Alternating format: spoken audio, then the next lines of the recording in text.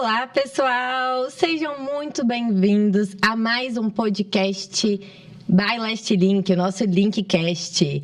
E hoje estou com uma presença muito especial do Edipo Tolentino, um parceiraço nosso, um cara que já gerou aí mais de 50 milhões no digital, é coprodutor, especialista em copywriting, faz de tudo nesse digital aí, gente. Já trabalhou com PLR, com um pouquinho de tudo, e hoje vai compartilhar aí os segredos do que faz essa trajetória ser de tão sucesso, esse Show. Percursor aí do mundo de infoprodutos.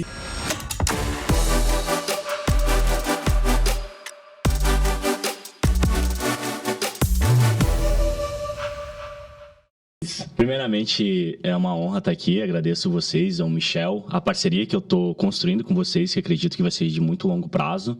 E é isso daí, 10 anos de mercado, né? Fiz de tudo um pouco e a gente vai falar um pouquinho sobre isso, né? Sobre essa minha trajetória, que ela foi construída em cima... Eu errei tanto que esses erros fizeram acertar bastante, né? Então foram muitos erros, poucos acertos, mas esses acertos foram muito grandes, né? Então a gente vai falar um pouquinho sobre isso e várias coisas que eu já fiz no digital, né? Que nem tu mencionou agora.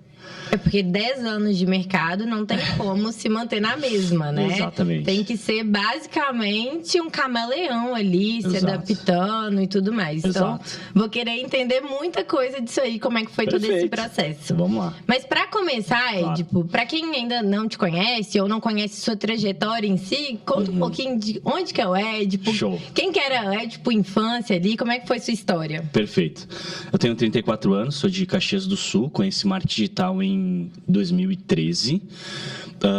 2013 era outro cenário, né? Não era que nem é agora. Então era uma... Não tinha na época, praticamente não tinha redes sociais, ou tinha, e a gente não era um meio de comunicação para a gente estar fazendo conteúdo, construindo conteúdo. Não tinha muito conteúdo para consumir. Então eu conheci marketing digital em 2013. E daí eu fiquei mais ou menos 1 ano e meio ali estudando, sem resultado, etc. No finalzinho de 2014, eu fiz meu primeiro lançamento. Dali eu comecei a gerar resultado. Daí, 2015 para frente, que eu comecei a viver 100% de internet dos meus negócios. Eu comecei como copywriter, daí depois eu virei coprodutor. Trabalhei durante um bom tempo como freelancer, né? Como freelancer ali, fazendo copy e construindo funil. Em 2017 comecei a gerenciar lançamento, então gerenciei lançamentos bem grandes. Depois de 2017 até 2021 eu tive uma agência de lançamento, mais ou menos. E 2022, daí metade de 2021 para 2022 eu comecei a fazer PLR, fiz um pouco de PLR, não faço mais hoje. E eu acho que é legal, é um tópico bacana pra gente abordar o porquê eu não faço mais PLR. E hoje eu nunca deixei de ser coprodutor. Isso daqui eu acho que é um fato interessante. Eu nunca deixei de ser produtor. Coprodutor. Eu nunca deixei de ser coprodutor. Minha primeira coprodução foi em 2014, finalzinho de 2014, e até hoje eu tenho coprodução. Então eu já gerei mais de 8 dígitos de coprodução, comissão como coprodutor, tá? Isso aqui é um overview geral. Daí a gente pode voltar lá para minha história antes do marketing digital. Antes de 2014, quando Isso. você começou ali a entrar Perfeito. como copywriter e fazer... Tá, o que te motivou a entrar no digital? Eu vou voltar um pouco, então, né? Eu sou de Caxias do Sul, Rio Grande do Sul. Eu acho que é a segunda maior cidade do estado. E eu vim de uma família bem simples. A minha mãe, ela sempre trabalhou como cozinheira ou empregada doméstica. E o meu pai, ele era vendedor de rua. Lá, como que é muito frio, né? No Rio Grande do Sul, ele vendia pantufa e a gente chamava de chinelo de pano. E daí ele vendia na rua. Minha avó, na verdade, fazia, depois meu pai aprendeu a fazer. Minha mãe costurava o chinelo, etc. E daí meu pai saía vender na rua. Então, tipo, essa dificuldade financeira, ela sempre foi muito presente dentro da minha casa. Então, nunca passei fome nem nada disso. Meus pais sempre trabalharam, sempre me deram o que eles podiam dar, o melhor deles, para aquele momento específico. Mas sempre foi um problema, dinheiro. Daí eu queria ser jogador de futebol. Então, eu comecei a jogar com 8 anos num time da minha cidade, que é o Caxias. Joguei mais ou menos até meus 16. Hoje é engraçado que eu dou graças a Deus que eu não fui jogador de futebol. Porque a minha vida hoje, com certeza, ela é melhor do que eu fosse um jogador de futebol. Porque eu não ia ser um jogador, acredito eu, de Série A, né? Ou ou jogar na Europa. Eu ia ser um jogador de time mediano, que nem é o time do Caxias, né? E ia ganhar ali meus 8, 10 mil, acho que por mês, talvez uns 12, eu acho, né? Talvez até menos, né? Quem que pensava em 50 milhões, né? E daí, só que quando eu fui na minha fase adulta, esse é um ponto interessante, é que eu entendi que eu não queria ser jogador de futebol. Eu queria dar uma vida melhor para minha mãe. Esse é um ponto muito... Então, a motivação era financeira, inicialmente. A motivação era dar uma vida melhor para minha mãe. Sua família, só que, tipo, no começo, quando eu era criança, né? Eu não conseguia, da minha criança até a minha fase de adolescência, na minha cabeça, eu não tipo assim, o que eu vou ser? Não tinha outra coisa. Ser jogador de futebol, não existia outra coisa na minha cabeça. Não existia. E eu até me lembro que teve um fato engraçado que esse dia... Sabe aquelas memórias que ficam guardadas e que, tipo, daí tu tá do nada, daí tu lembra de algo? Vai desbloqueando. Eu me lembro que uma vez eu fiz... Eu acho que eu tava na 4ª, 5ª série. Daí foram lá e fizeram um teste de... Não sei se era um teste de o que você poderia ser... Tipo, qual profissão você poderia seguir, vamos assim falar. E o cara falou que eu poderia ser empresário. Tu tem perfil para ser empresário. E eu lá com meus 10 a 12 anos, não lembro agora, não recordo. E tipo assim, na minha cabeça, empresário? Eu vou ser jogador de futebol. Esse cara não me conhece, eu acho que até fiquei brabo. Esse cara não me conhece no meu diálogo interno, né? E agora é engraçado, né? Que de fato foi o que eu me transformei, né? De fato que foi... E ele conseguiu ter uma leitura de perfil através do teste boa, né? Mas voltando, né?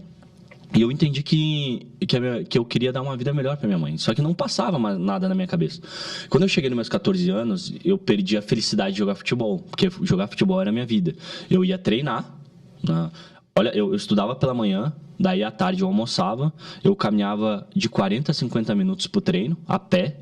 Eu treinava, então eu chegava 1h30, saía 5 horas do treino e voltava a pé, que era mais 40 minutos. Daí eu ficava à noite em casa. Então, sua vida girava em torno daquilo ali, né? Daí eu chegava, na verdade eu não saía 5 horas, às vezes eu saía umas 3, 4 horas, às vezes 5, dependia. Só que eu chegava, o que eu fazia? Eu chegava, deixava minhas coisas em casa, comia alguma coisa e ia jogar bola na rua. Eu brincava. Então, treinava e ainda brincava de jogar futebol. E eu ia mais cedo pra escola, então, tipo, batia o sino, né, às 7h30, pra entrar. E eu ia, tipo, 6h30 pra mim, ou 7 horas pra mim jogar bola antes da aula começar. Então, eu acordava mais cedo, ia jogar bola, eu estudava, daí no recreio eu jogava bola, na saída da escola eu jogava, daí acabava a aula, eu almoçava, ia a pé, treinava, voltava, jogava bola. Então, a minha vida era baseada nisso. Então, não passava outra coisa na minha cabeça. E através disso, eu pensei que, tipo, eu ia dar uma vida melhor pra minha mãe. Eu pensava, lá na minha inocência, como criança, e eu pensava, Deus, sem jogar futebol, vou ganhar dinheiro, vou ser rico e com isso eu vou dar uma condição melhor pra ela.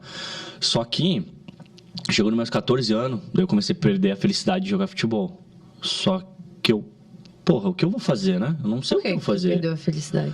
Eu não sei. Tipo assim, eu acho que era uma... A motivação ali, foi... Uma das... Isso daqui é engraçado. Uma das coisas que aconteceu... Pô, eu comecei a ficar adolescente, né? 14 anos. Daí eu comecei a ter umas namoradinhas na escola. Daí, em vez de querer ir treinar, eu estudava pela manhã, eu queria sair com elas à tarde. Aí tinha que dividir o tempo, Exato, né? Exatamente. Em vez de treinar, tipo, treinar, fazer treinamento físico, ficar correndo, etc. Eu não queria fazer isso. Eu queria sair à tarde, né? Eu queria aproveitar.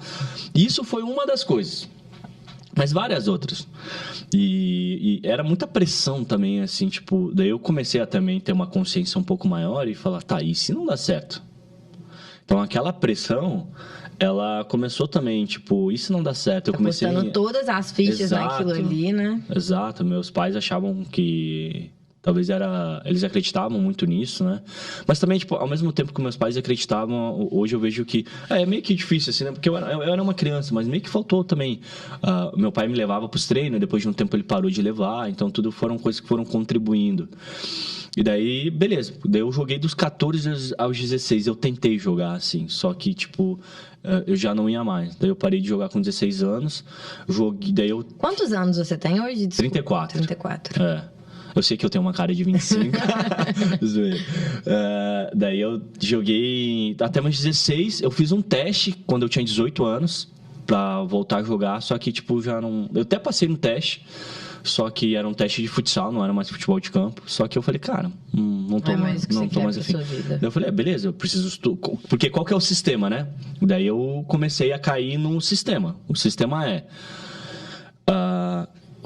estude, faça uma faculdade, tenha um bom emprego, compre a sua casa própria e compre um carro do ano. Então, o que eu deslumbrava para minha vida era isso, minha vida perfeita, né? Eu morava num bairro, só pra galera, pra você e pra galera que tá vendo, né? Eu morava num bairro, depois que eu saí, eu ganhei dinheiro na internet, eu saí do bairro que eu morava. Daí eu fui morar sozinho, a gente vai chegar nessa parte. Daí quando eu ia visitar minha mãe, era uma casa própria que era do meu avô. Quando eu visitava minha mãe, volta e meia ela me ligava, filho, se tu tá vindo aqui pra mãe, não vem agora porque tá tendo tiroteio. Só pra tu ver o nível de... Como que era o nível, né?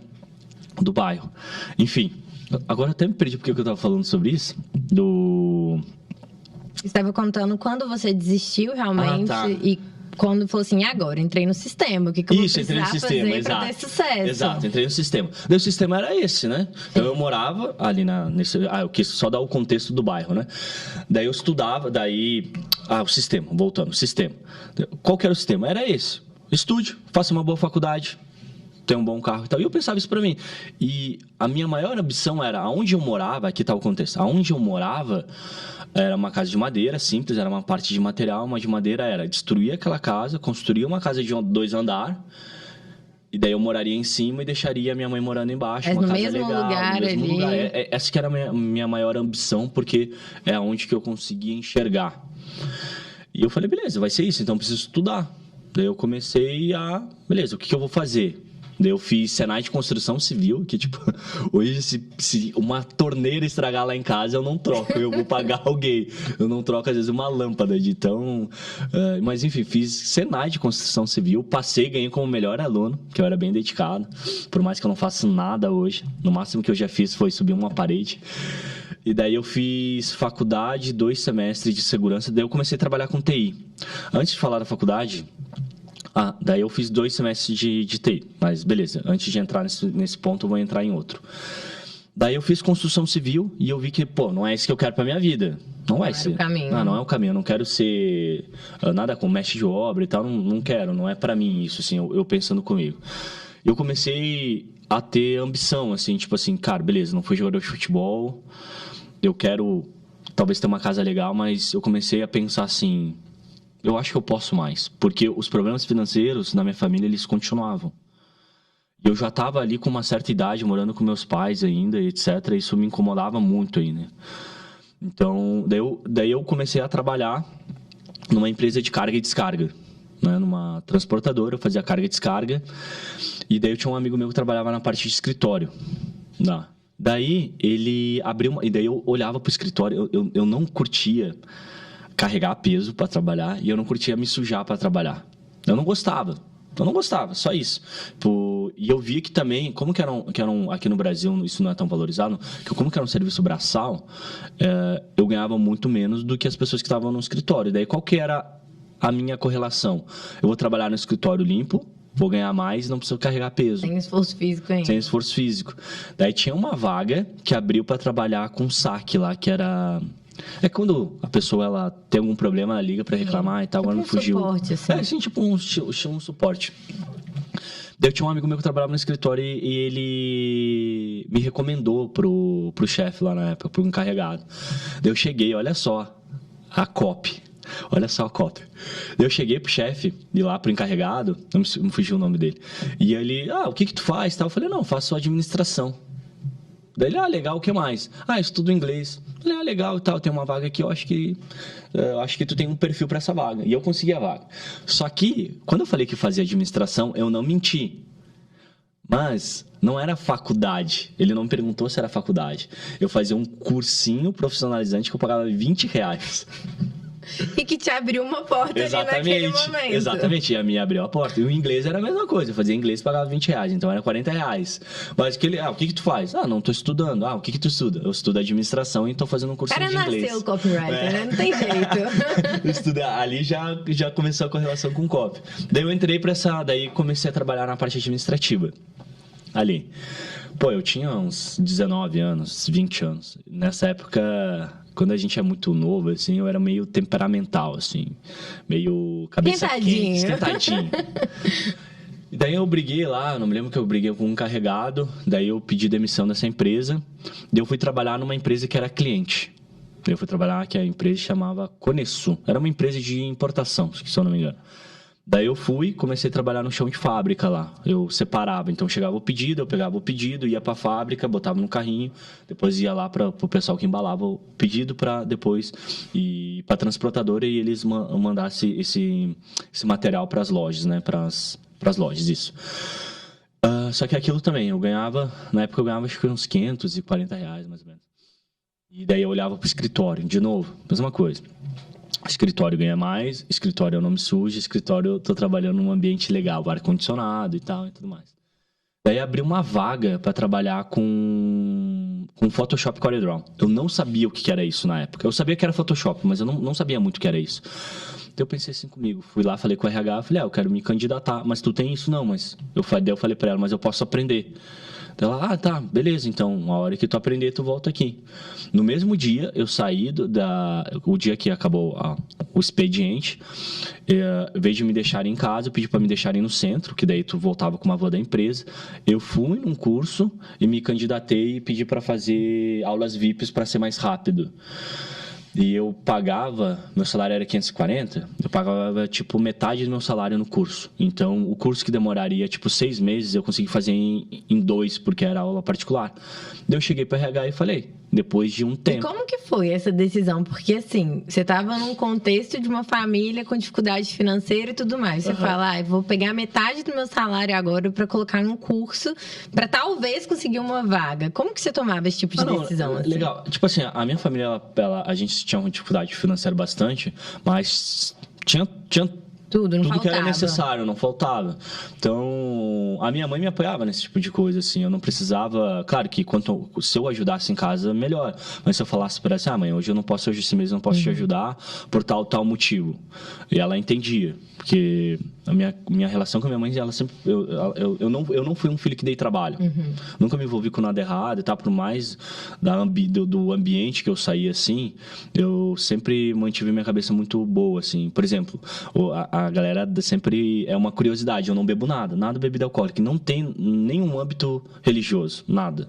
Eu só não bebo. Questão de ser atleta, às vezes. Exatamente. Porque eu jogava futebol. Sim. Meu pai, um dia, ele falou assim, se tu quer ser jogador de futebol, o jogador não bebe, não fuma. Então, tu não pode beber, não pode fumar. E eu fiquei com aquilo na cabeça. Com meus 20 e poucos anos, não bebia, não fumava. E depois de um tempo ali, era legal. Porque quando eu saía, acontecia 2 coisas. Meus amigos brigavam e tinha alguém para separar e defender. E dirigir. E outro também que, quando eu tinha meus 18 anos, eu ficava com meninas mais velhas e elas achavam legal, então eu me achava maduro. E ainda economizava nas festinhas. Economizava dinheiro. Até hoje, tipo assim, eu acho legal beber vinho, eu acho elegante, né? Só que eu fico pensando assim, vinho vai atrapalhar meu treino, vinho é caro e eu gosto de coisa cara. Então, se eu começar a beber vinho, eu sei que eu vou gastar. Então, tipo assim, por que eu vou querer gostar de algo que eu vou gastar mais dinheiro que vai me atrapalhar ainda? Então, não tem um porquê eu querer gostar se eu não gosto. Tipo, querer me forçar a gostar. Mas, enfim. Daí eu não dei nenhum trabalho pra minha mãe, então ela entendia. Eu falei assim, mãe, esse mês não posso, mas, por exemplo, eu ganhava 540. Quando eu recebia, se eu pudesse pegar R$100, porque na época dava pra fazer, tipo, eu não sei se... Uma compra, porque é um dinheiro lá no sul que falava hoje... rancho, quando fazia compras, assim. Até hoje fala, fazer rancho, Essa eu não conhecia, não. É a expressão gaúcha. vou fazer um rancho. Então dava pra fazer... Hoje, com R$100 não dá pra fazer nada. Tipo sítio, fazenda. Não, lá a gente usava... Vou fazer um rancho. Todo mês eu fazia rancho, né? Até hoje se usa essa expressão lá. Daí dava, na época com R$100, dava pra fazer bastante compra. Sim. Hoje não dá pra fazer nada, mas tô falando, sei lá, de 2000 e lá pedrada, 2009, talvez.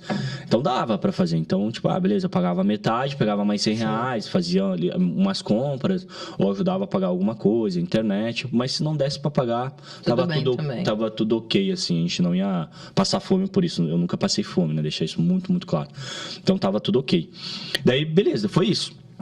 Daí eu voltei, fiz o curso, cheguei no RH. E ela ficou muito surpresa.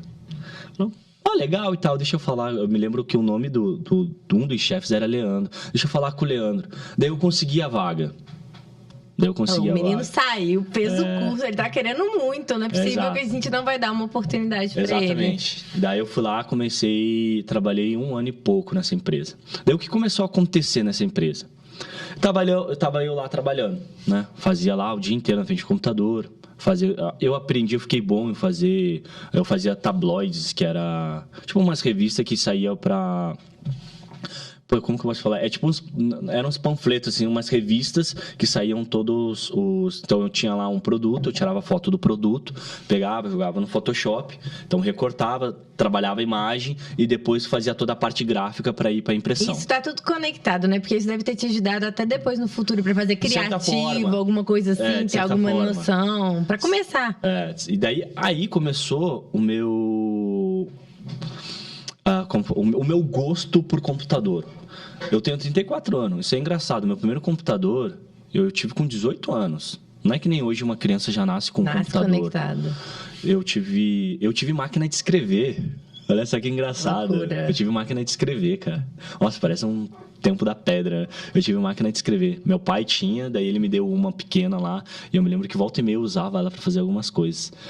E daí voltando eu me perdi de novo. Me ajuda, Lorena. Você estava contando agora que você entrou lá dentro, que foi seu primeiro contato ali com... Ah, tá. Agora me lembrei que eu queria falar. Computador e tudo mais. Tá, daí eu comecei a trabalhar e tava tudo certo. Eu ganhava R$500, fui para R$800.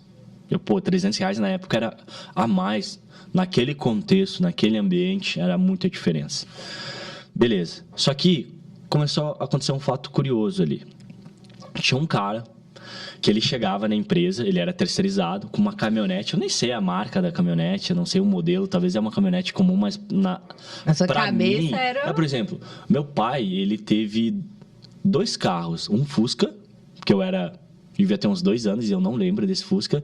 Depois ele teve um Corcel, eu acho, que no máximo que ele deu foi uma volta na quadra. Então, não era carro, na minha família não era algo comum, assim. Sim. Então, eu não entendia muito de carro, marcas, etc., modelos, etc.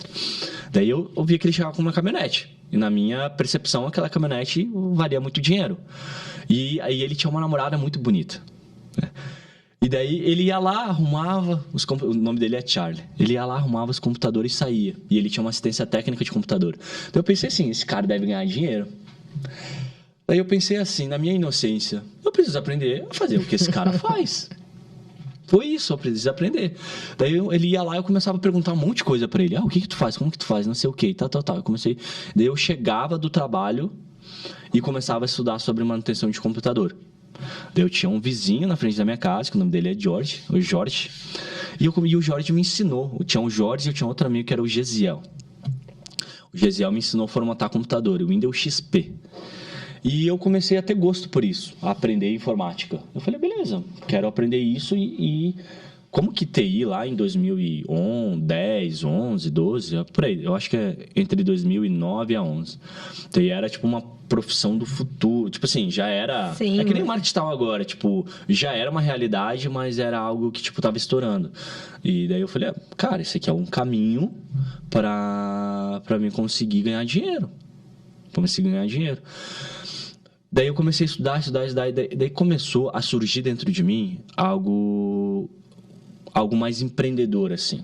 Daí eu aprendi a formatar computador. Daí eu comecei a formatar computador fora dos meus horários, dos meus expedientes fora, assim, por fora, fazer uma renda extra. Daí eu comecei a fazer um monte de coisa, ia lá, instalava um modem, ia lá, configurava um modem Wi-Fi. Daí eu comecei a ganhar dinheiro por fora. Então a primeira coisa que eu pensei na minha cabeça, vou abrir uma assistência técnica. E foi uma vontade... Você tava quase que modelando, assim, pelo que você viu. Eu modelei o Charlie. O que esse cara faz? Daí o que esse cara faz? Gente, que bizarro, isso. porque eu escuto muito falar sobre isso, mas você realmente fez isso, assim, na sua vida, né? E foi de forma inconsciente. Inconscientemente. Não foi, algo... vou imitar os passos dele. Assim. Que eu vou imitar, que eu vou... Não sei o que, não foi.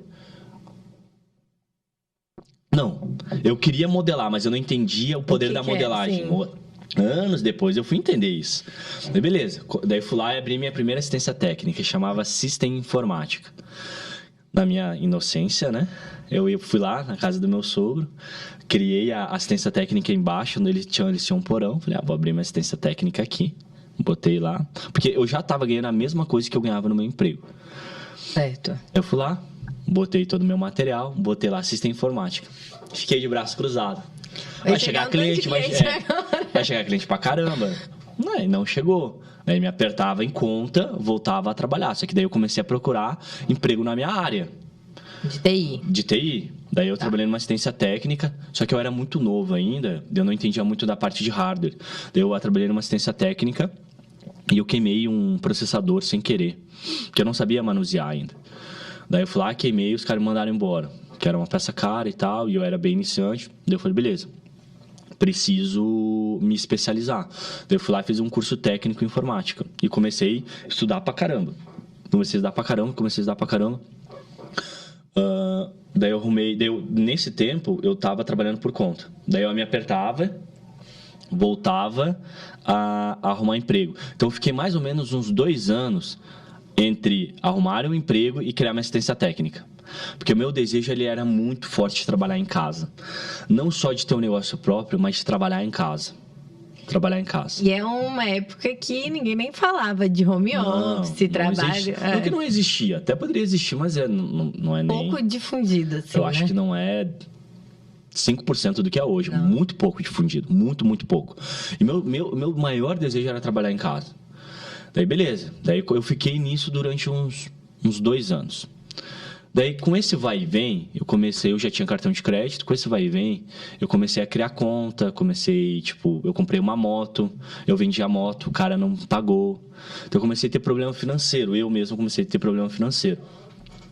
E começou a me dar uma satisfação muito grande de eu querer algo, sabe quando tu tem aquele, dentro de ti tu quer algo mais, assim, cara, eu quero algo mais, eu quero ir pra frente, eu quero crescer. Eu comecei a me questionar, assim, cara, será que Deus... claro que Deus não tem nada a ver com isso, mas eu perguntava assim pra mim, será que a minha vida vai ser isso? Sim. Será que é só isso que eu tenho? Então eu olhava as coisas e eu falava, cara, por que eu não posso ter tal coisa? Por que eu via um carro legal, eu via uma viagem? Eu tinha já 20 e poucos anos, nunca tinha andado de avião. E esse questionamento, ele começou a ser muito forte dentro de mim. Essa vontade, essa vontade, uma chama, né? Tipo assim, cara, eu quero algo mais, quero fazer mais. E eu pensava muito, porque meus pais nunca trabalharam em carteira assinada. E eu pensava muito, cara, um dia meus pais, eles vão ficar velhos.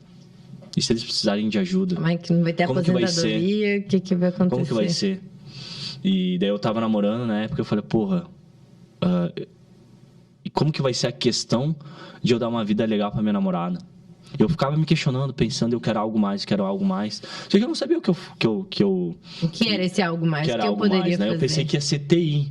Só que daí eu fiz um monte de curso de TI, me desenvolvi, fiz certificações da Microsoft, virei técnico não só de computador, virei técnico de redes, comecei a trabalhar com servidor e tal, comecei a ganhar um pouco mais de dinheiro. Hoje isso te ajuda muito? No começo ajudou, hoje não. Me ajudou no começo na questão de intimidade, por exemplo, no começo eu que fazia meus sites, minhas landing pages com WordPress. Sim. Então, esse tipo de intimidade com o computador me ajudou. Mas hoje não sou eu que faço, eu tenho um time de design, né? Eu tenho um time que faz ali, eu tenho um design na minha equipe que faz. Mas se precisar, eu vou lá e faço. Então, essa intimidade ajudou. Mas é mais isso, sim. Também a questão de ficar muito tempo na frente do computador, esses tipos de coisa. Às vezes meu computador dá algum tipo de problema, eu mesmo sei resolver, sim. Esse tipo de coisa. Mas nada que eu pagar um técnico não resolveria, entendeu? Daí, beleza. Daí eu tava lá e começou a ter essa vontade. E eu comecei a me endividar também, desse vai e vem. E daí um amigo meu... Daí um dia, a minha irmã, na verdade, uma amiga dela, de infância, foi lá na casa dela, visitou, minha irmã morava atrás da minha casa, então eu morava na frente, eu, minha mãe, meu pai e meu irmão. Minha irmã era casada, ainda casada, né? Morava atrás.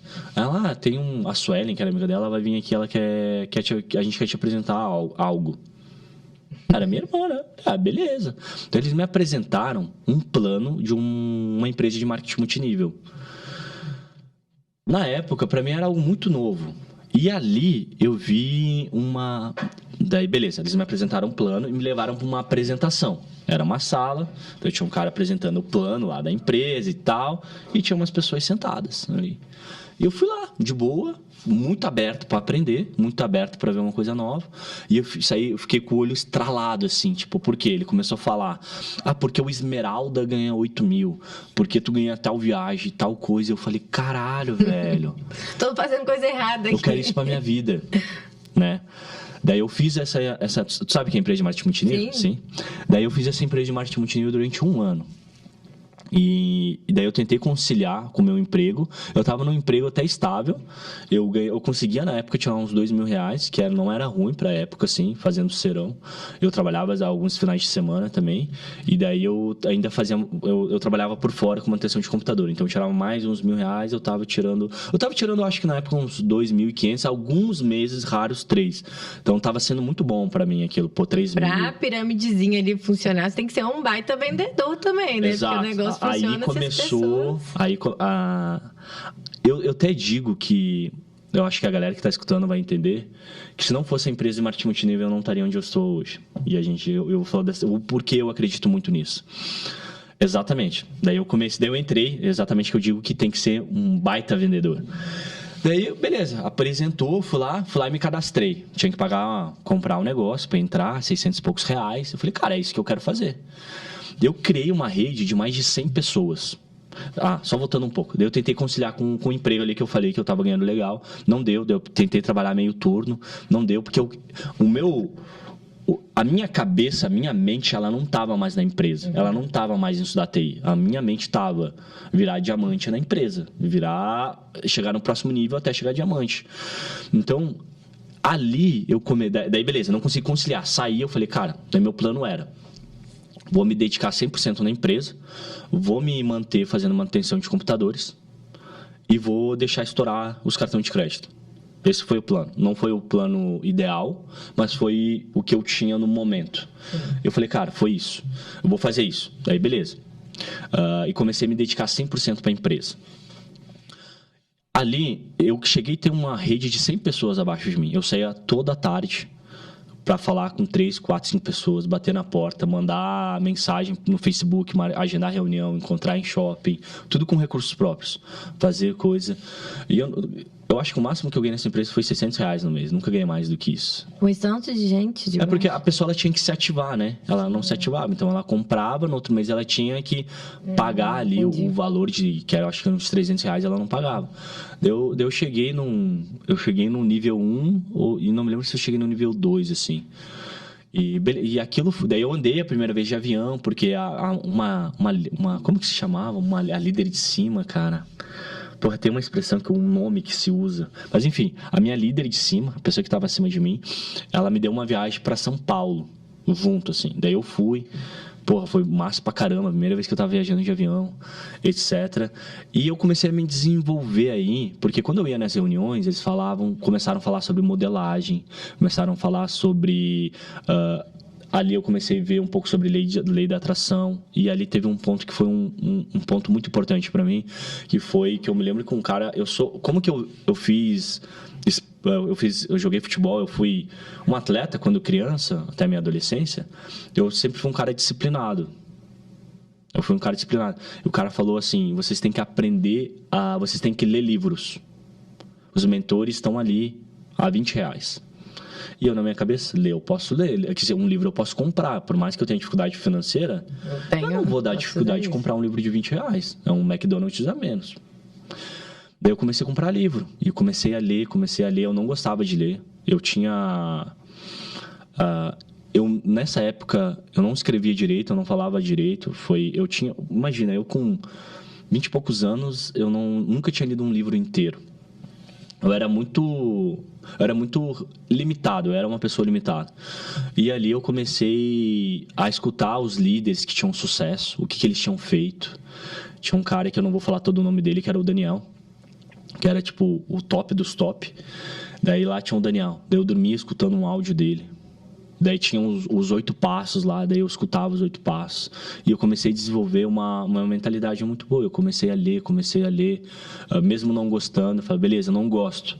Mas se eu quero sair do ponto A e chegar no ponto B, Cara, não importa a trajetória que eu vou passar. Eu vou fazer o que tiver que ser feito para me mudar essa situação. Você usa a lei da atração na sua vida? Eu uso até hoje. Tem alguma coisa, tipo, na sua rotina que você faz? Eu uso bastante, na real. Podemos falar só para me completar esse ciclo, daí depois a gente vai para isso? E até é legal a gente falar disso da forma que eu penso sobre lei da atração hoje, tá? E daí, voltando um pouco, comecei a desenvolver isso. Só que começou de novo. Tipo, eu comecei a ficar muito de saco cheio. Eu odiava ter que apresentar plano. Lorena, tudo bem? Lembra que a gente estudou junto e tal? Pô, tem um negócio legal que pode te interessar. Vamos marcar, vamos tomar um café? Vamos. Beleza. Daí eu ia lá e começava a apresentar o plano. Aquilo era muito desgastante pra mim. E eu entendia que não era sobre quantos nãos eu levava, mas era sobre os sims que eu levava, né? Mas mesmo assim, eu percebi a diferença da persistência e da teimosia. Eu falei, beleza, eu sou um cara persistente na minha vida, eu sempre fui. Minha trajetória comprova isso. Mas eu estava sendo teimoso em algo que eu não queria fazer. E daí eu comecei a ter um negócio de insatisfação com aquilo. Até porque os maiores líderes, eles não tinham a vida que falavam que tinham. Porque o cara lá, Esmeralda, ganha 8 mil, mas ele não ganhava 8 mil todo mês. Ele ganhava o primeiro mês quando ele virava, mas ele não ganhava todo mês. Daí eu, beleza. Cara, o que eu vou fazer? Daí eu comecei a ter insatisfação de novo. O que eu vou fazer? O que eu vou fazer? Daí um certo dia... só um ponto muito importante. Entre eu sair do meu emprego e abrir a minha assistência técnica e ficar nesse abrir assistência técnica, etc., ao tempo de eu fazer marketing multinível, eu criei muita conta nesse período. E depois, mais o tempo que eu comecei a estudar marketing tal, que daí é o ponto que eu vou chegar. Eu tive uns 2 anos e meio aqui, que foi uns 2 anos e meio de vale que eu vou falar. Daí, beleza. Daí chegou um dia, como que eu não tinha mais que trabalhar eu não tinha que acordar cedo, eu não tinha compromisso, eu sempre fui um cara que gostei de ficar até tarde acordado. Então, eu fazia meus compromissos à tarde, tipo, eu continuava formatando o computador, tá? Então, tava lá eu formatando o computador e tudo mais. Então, volta e meia eu tava em algum cliente. Daí eu tinha meus compromissos das apresentações, né? Então, quantos agendamentos que eu tinha. E se eu tivesse, olha que engraçado, se eu tivesse um cliente de computador que eu ia ganhar dinheiro em um agendamento da empresa, eu cancelava o cliente de computador para ir para o agendamento. Já era aquela veia empreendedora ali. Tipo assim, eu quero fazer isso acontecer, né? E ainda mais porque ninguém acreditava, eu já era motivo de piadas em rodas de amigo, etc, né? Eu já era visto como um cara chato, porque eu só falava daquilo. Então, quando eu boto uma coisa na minha cabeça, então, tipo, eu só falava daquilo. Chegava vamos dizer que a gente tivesse eu, tu, Michel, mais 5 pessoas. Eu ia só ficar falando daquilo. Eu não ia falar de outra coisa. Aí, tipo, como que tá? Tô legal. E já ia... Eu não sabia falar outro assunto. Eu tava sendo visto como um cara chato e tal. Até um pouco fanático o negócio. Daí começou a gerar insatisfação, assim. Daí um dia, eu fiz umas apresentações. Daí tinha um amigo meu que morava na esquina, que era o Jeanzinho. Eu fiquei na casa dele, eu sempre passava na casa dele, ficava trocando ideia e tal, conversando. Ele era um cara que estava tentando também empreender, fazer alguma coisa diferente. Era um cara que tinha uma ambição. E daí eu chegava tarde em casa e eu... beleza. Agora, na verdade, eu me lembrei. Na verdade, eu fui numa apresentação, porque toda terça-feira tinha uma apresentação. Daí tu convidava as pessoas para ir na apresentação. Aí tinha alguém que apresentava, então era um auditório lá e tal. Sempre tinha entre 30, 70 pessoas, então eu levava 2, 3 pessoas para apresentar e depois tentar fazer o fechamento no final. Daí fui lá, nessa apresentação, eu levei 2 amigos meus, não fecharam. Daí eu passei na casa do Jean e fui para casa. Daí eu cheguei, daí eu já tava num ponto que eu já tava muito esgotado. Porque eu já tinha mais de 100 pessoas na minha rede, o negócio não ia. Daí eu digitei no Google como fazer marketing multinível em casa. Daí tem 2 palavras-chave aqui interessantes. Marketing em casa. Daí eu conheci marketing digital. Daí quando eu conheci o marketing digital, a primeira pessoa que eu conheci foi o Érico. Era com aquele olhão estralado e não sei o que. Eu não duvidei 1 minuto daquilo, que aquilo era verdade. Daí eu pensei comigo, cara, é isso que eu quero pra minha... Assim, sabe quando um novo mundo estralou assim na minha frente? Falei, caralho, velho, assim, existe esse mundo, cara. Existe esse mundo. E é um mundo que eu vou ter controle das coisas.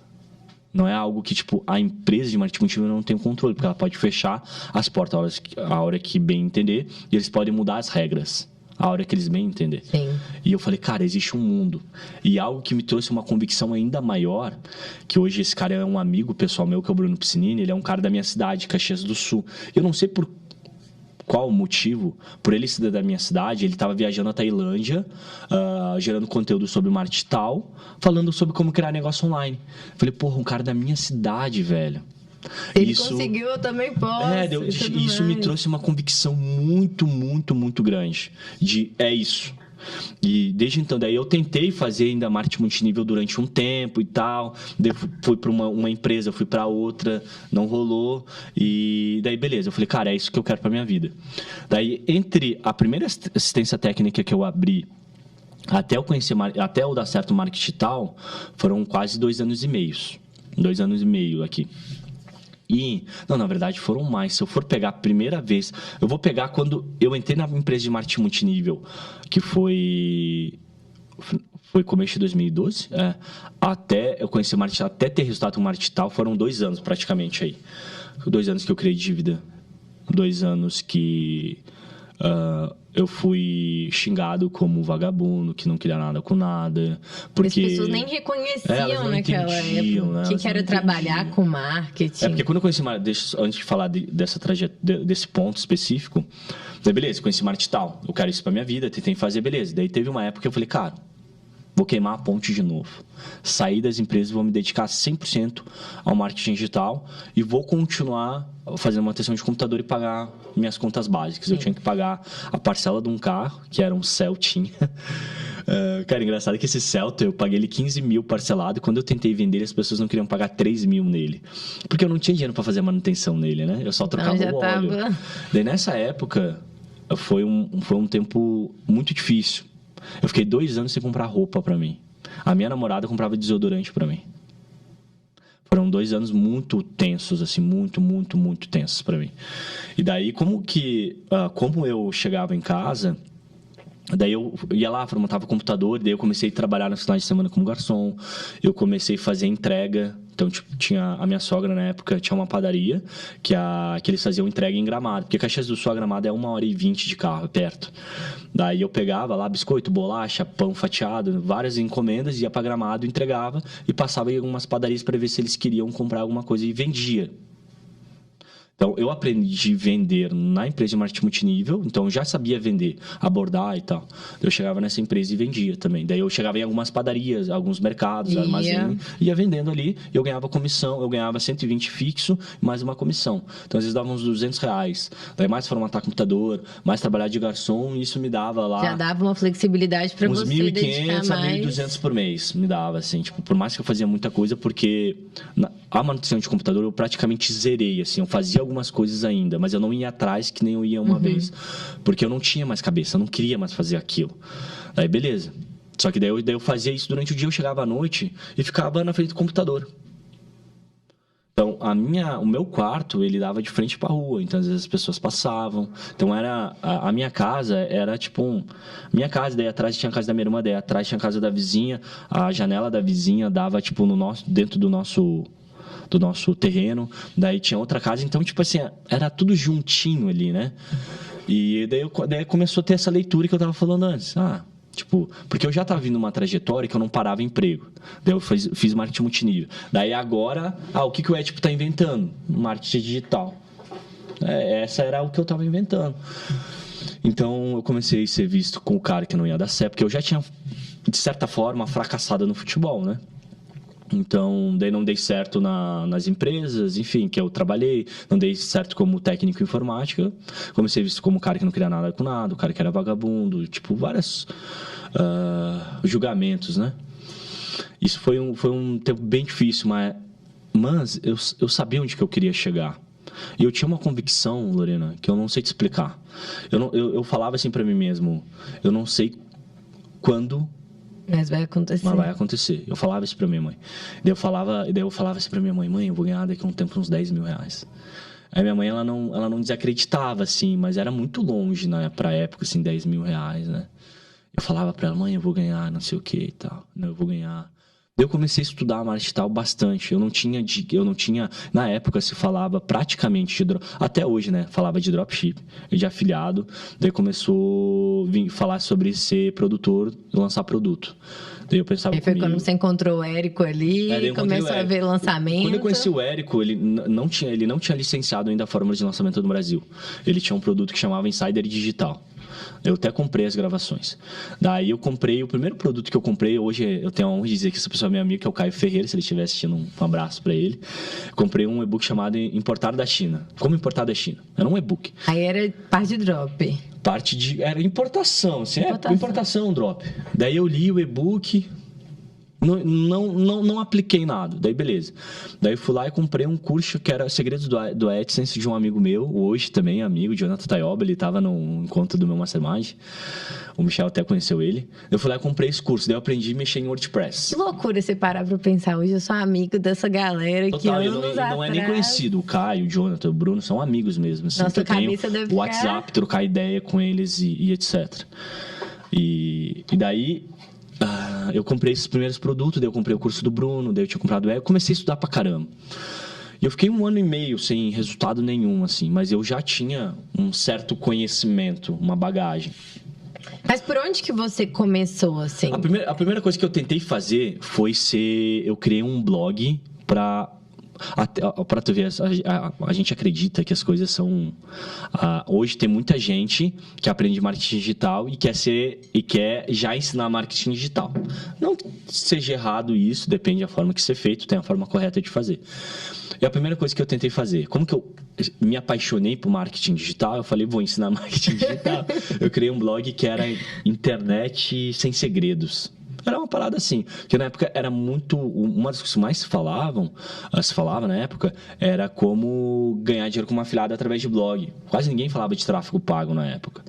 Era beleza. Tudo orgânico, era muito criação orgânico, de conteúdo. Nossa, eu conheço gente que ficou extremamente milionário com fanpage. Olha isso.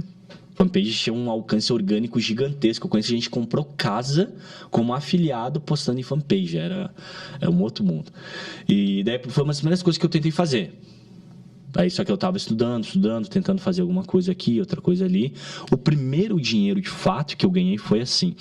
O primeiro dinheiro que eu ganhei foi assim. Eu fui na casa de uma senhorinha formatar o computador dela. E na conversa, eu não me lembro quem puxou o assunto, se foi eu, se foi ela. Ela perguntou o que eu fazia. Eu falei, tô trabalhando de casa também e tal, com o mercado de afiliados. O que é isso?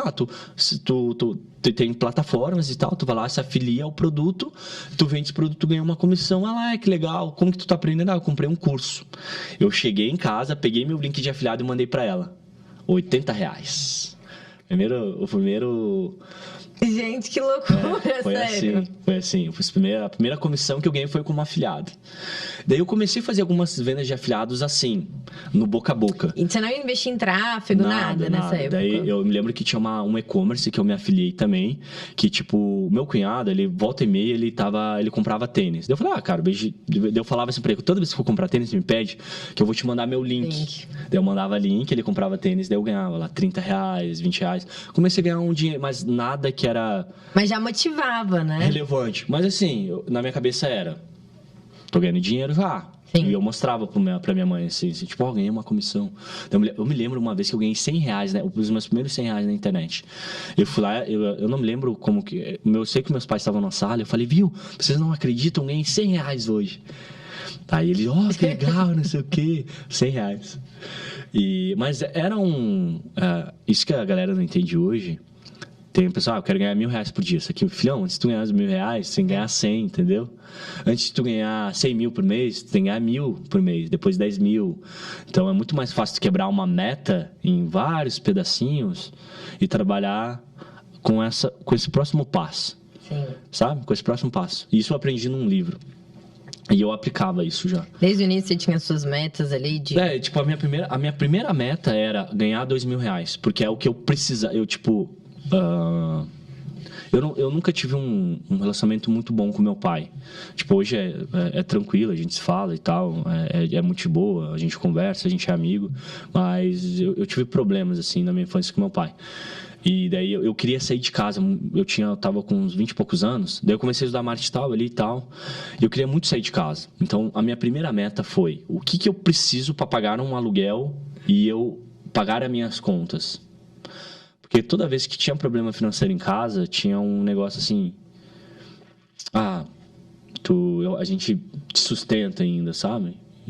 Tinha um viés assim. Meio que jogar na cara que não jogar na cara. Assim, hoje eu entendo, sabe? Hoje eu tenho um perfeito entendimento do porquê disso. Mas na época isso acontecia, isso me incomodava muito, porque eu já tinha 20 e poucos anos e eu tava morando com eles ainda. Então eu me sentia... Isso era um ponto que me fazia me sentir fracassado.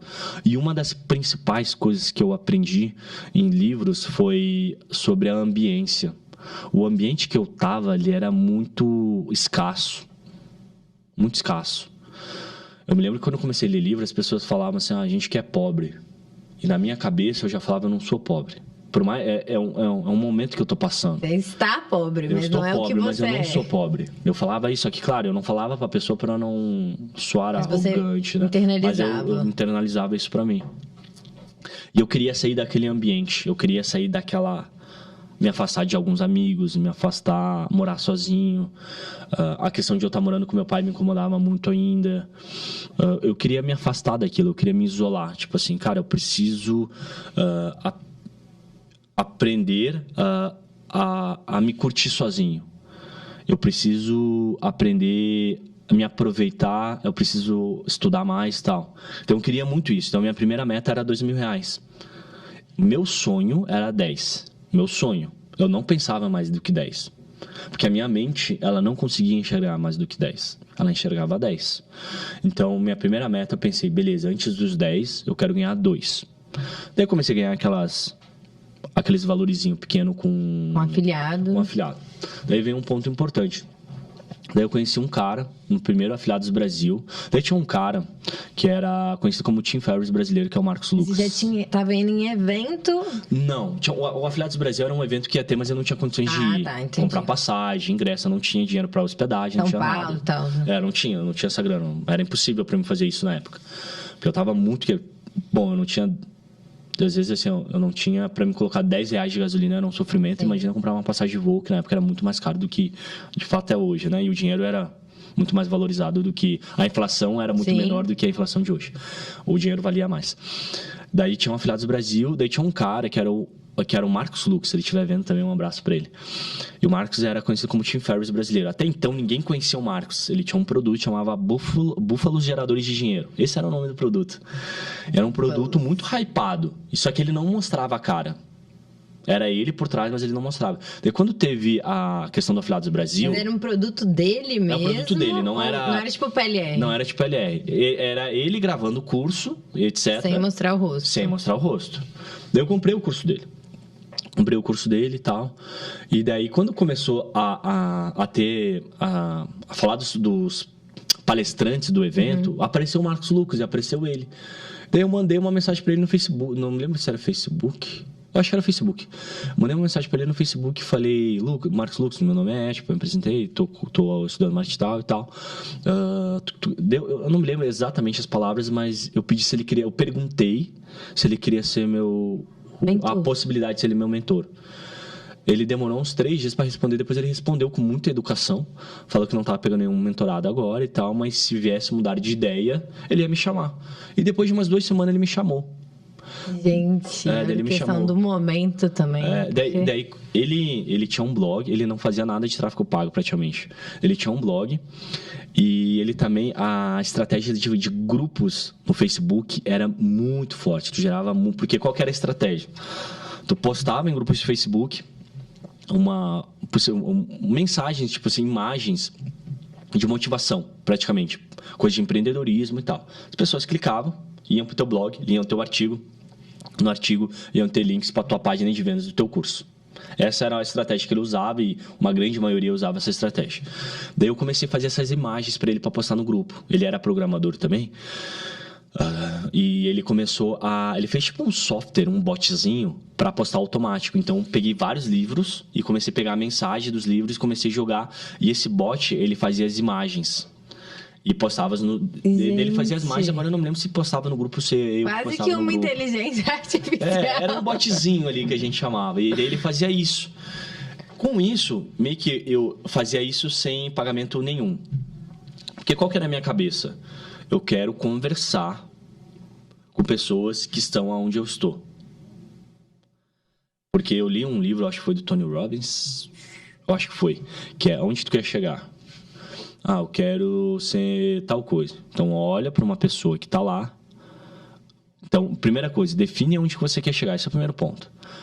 Ache pessoas ou negócios que têm sucesso, que tem sucesso naquela área. E modele essas pessoas, não copiar. Modelar. O que elas fizeram, como elas fizeram, qualquer forma. Então, a minha cabeça foi isso. Falei, cara, deixa eu entender como ele pensa. Porque eu queria entender a mentalidade de um empreendedor de sucesso. Deu, beleza, não cobrei nada dele. Só que daí ele começou a me dar acesso aos treinamentos dele, começou a me dar acesso a um monte de coisa. Na época, tinha um lançamento que se chamava Hiperlançamento Semente, que era um lançamento de congresso. E era muito comum os players eles serem afiliados um do outro, tá? Eu vou fazer um lançamento, então todo mundo vai se afiliar a esse produto e vai promover aquele projeto. Daí o Marcos foi afiliado a um desses produtos que chamava CONAED, que era tipo o Congresso Nacional de Empreendedorismo Digital, se eu não me engano. E para quem comprasse dele, ganhava um hangout com ele. Tipo uma mentoria, um hangout privado com ele. Daí eu pude participar desse hangout. Daí no hangout, era um hangout bônus para quem comprasse o link de afiliado dele. Daí estavam 2 amigos dele, um da Filipinas e um da Tailândia, eu acho. E os dois, e o Marcos era fluente em inglês, porque o Marcos morava na Tailândia também. E tinha mais o Rafael, que é um ponto crucial aqui, e tinha um outro cara de São Paulo. Eu era o único que não falava inglês. Então, quando os caras ali da Tailândia e Filipinas falavam, o Marcos traduzia para mim. Eu entendia, tipo, palavras soltas, assim, tal. O Rafael falava inglês, etc. Daí, quando o Rafael, a gente começou a falar ali, daí o Marcos, ele sabia que eu já entendia de algumas coisas, que eu já tinha entendimento, assim, eu não era cru. Daí eu conseguia dar uma opinião. E o Rafael, ele era um expert, um educador físico que queria lançar um produto digital. E ele era um criador de conteúdo. Ele não era um cara de marketing, não era um cara que sabia mexer com ferramentas, etc. Daí eu conheci ele, agreguei bastante pro Rafael. Falei, cara, ó, faz isso, faz tal, tu tem que criar... Daí eu falei isso pra ele, tu tem que criar autoridade, entrevista outros profissionais da tua área. Tava quase que fazendo um trabalho ali de coprodutor do lado do... Eu fiz tipo uma consultoria ali com ele. Entendi. Tá? Mas ali no Hangout. Daí se passou 2 semanas. Tá. Ali no Hangout. Daí se passou 2 semanas. Daí teve o Hangout, foi muito legal pra mim, foi uma experiência bem bacana. Daí depois de 2 semanas, eu cheguei pro Rafael e falei assim, Rafael, tô trabalhando como consultor de marketing digital. Nunca tinha feito nada. Não, eu tinha feito uma coisa. Eu tinha ganhado dinheiro como afiliado e eu tinha ganhado R$1.000 como copywriter. A história do copywriter, eu só vou falar antes de continuar, Rafael. A história do copywriter foi o seguinte, eu estava estudando, etc. Daí eu tinha comprado alguns cursos do Bruno Piscinini, que era o cara da minha cidade, que me inspirou e etc. E daí a gente tinha as comunidades no grupo do Facebook. E eu era muito ativo nessas comunidades. Eu respondia, ajudava a galera. Eu fiquei com dúvida, eu ia lá. Eu era tipo um monitor do grupo. Sem ganhar nada. Boa vontade. E daí eu cheguei Daí beleza, foi isso. Daí eu conheci um cara lá que era o Vini. O Vini, ele ensinava a ganhar dinheiro com sites adulto. Daí o Vini vendia através do PagSeguro na época, eu me lembro até hoje. E ele vendia tipo assim, 1 curso, 2 cursos por semana. Daí do nada, ele chegou pra mim e falou assim... E na época daí, a gente se falava... A gente tinha uns grupos do Facebook. Só que as pessoas que tu pegava intimidade e tu virava amigo, tu ganhava o Skype da pessoa. O Skype.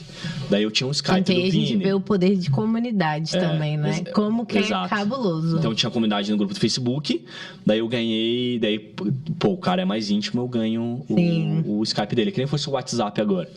Daí eu ganhei o Skype dele e a gente começou a trocar ideia. Um dia a gente trocando ideia, ele chegou pra mim e falou assim, tu é copywriter? Eu pensei assim... O cara que nunca fala não, né? Eu pensei assim, daí sou... Daí vem... Mas sabe de onde vem isso? De uma lição do meu professor do Senai. Uma vez ele tava lá dando uma aula e ele falou assim... Se vocês forem numa entrevista de emprego ou qualquer outra oportunidade aparecer e a pessoa perguntar se vocês sabem fazer tal coisa, nunca respondam que vocês não saibam. Diz que sim. Depois dá um jeito de aprender. E aquilo ficou na minha cabeça.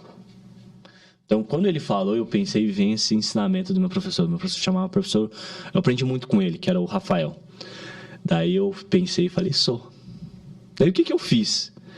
Eu fui lá, procurei produtos que vendiam bem, olhei as páginas de vendas, vídeos de vendas e tal. Tava começando a questão do Video Sales Letter da VSL, porque na época não se usava. Na época se usava só a página de vendas, carta de vendas, não se usava Video Sales Letter. Daí eu peguei vários produtos que eram bem vendidos no Brasil e tinham, dentro do curso do Bruno, que eu tinha comprado, tinha um módulo.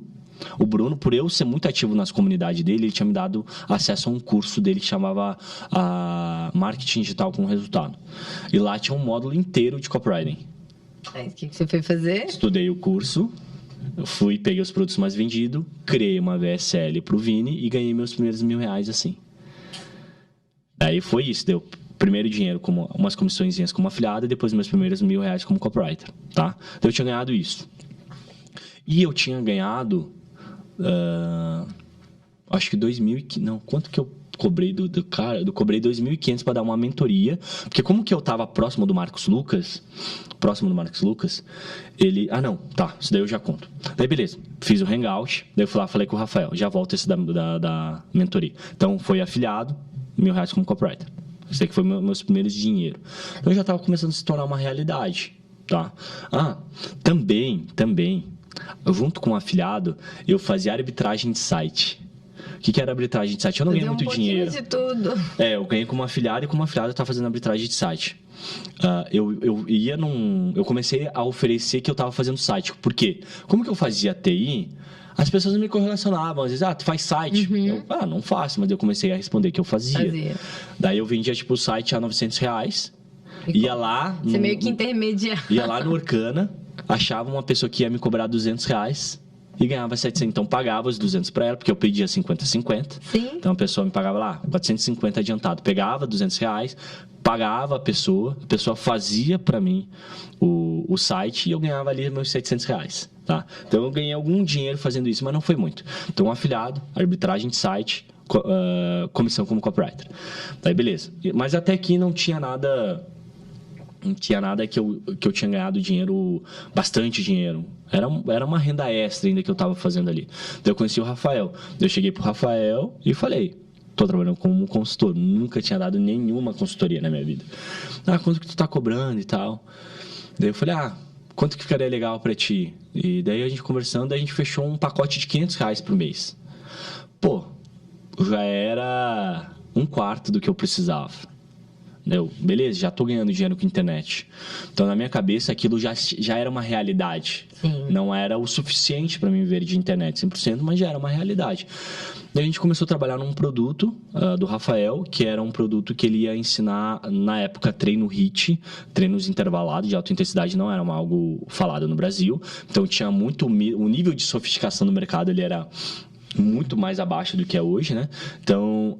Para emagrecer era fazer cardio, etc. Daí a gente começou a mitos, né? É mito, tal, tem que fazer treino intervalado. E daí a gente colocou o nome daí eu ajudei ele a criar o treinamento dele. Chamava Treino HIIT 12 semanas.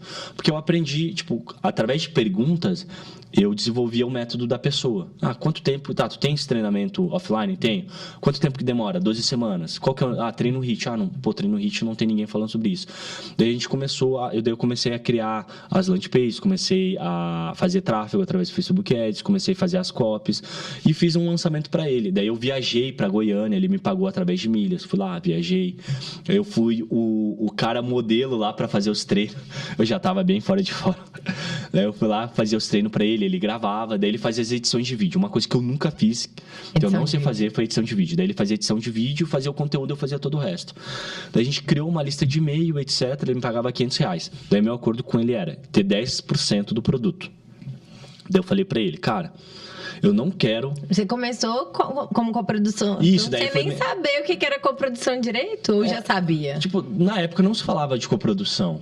Só que daí começou a se falar sobre o que era coprodução, ter comissão e tal.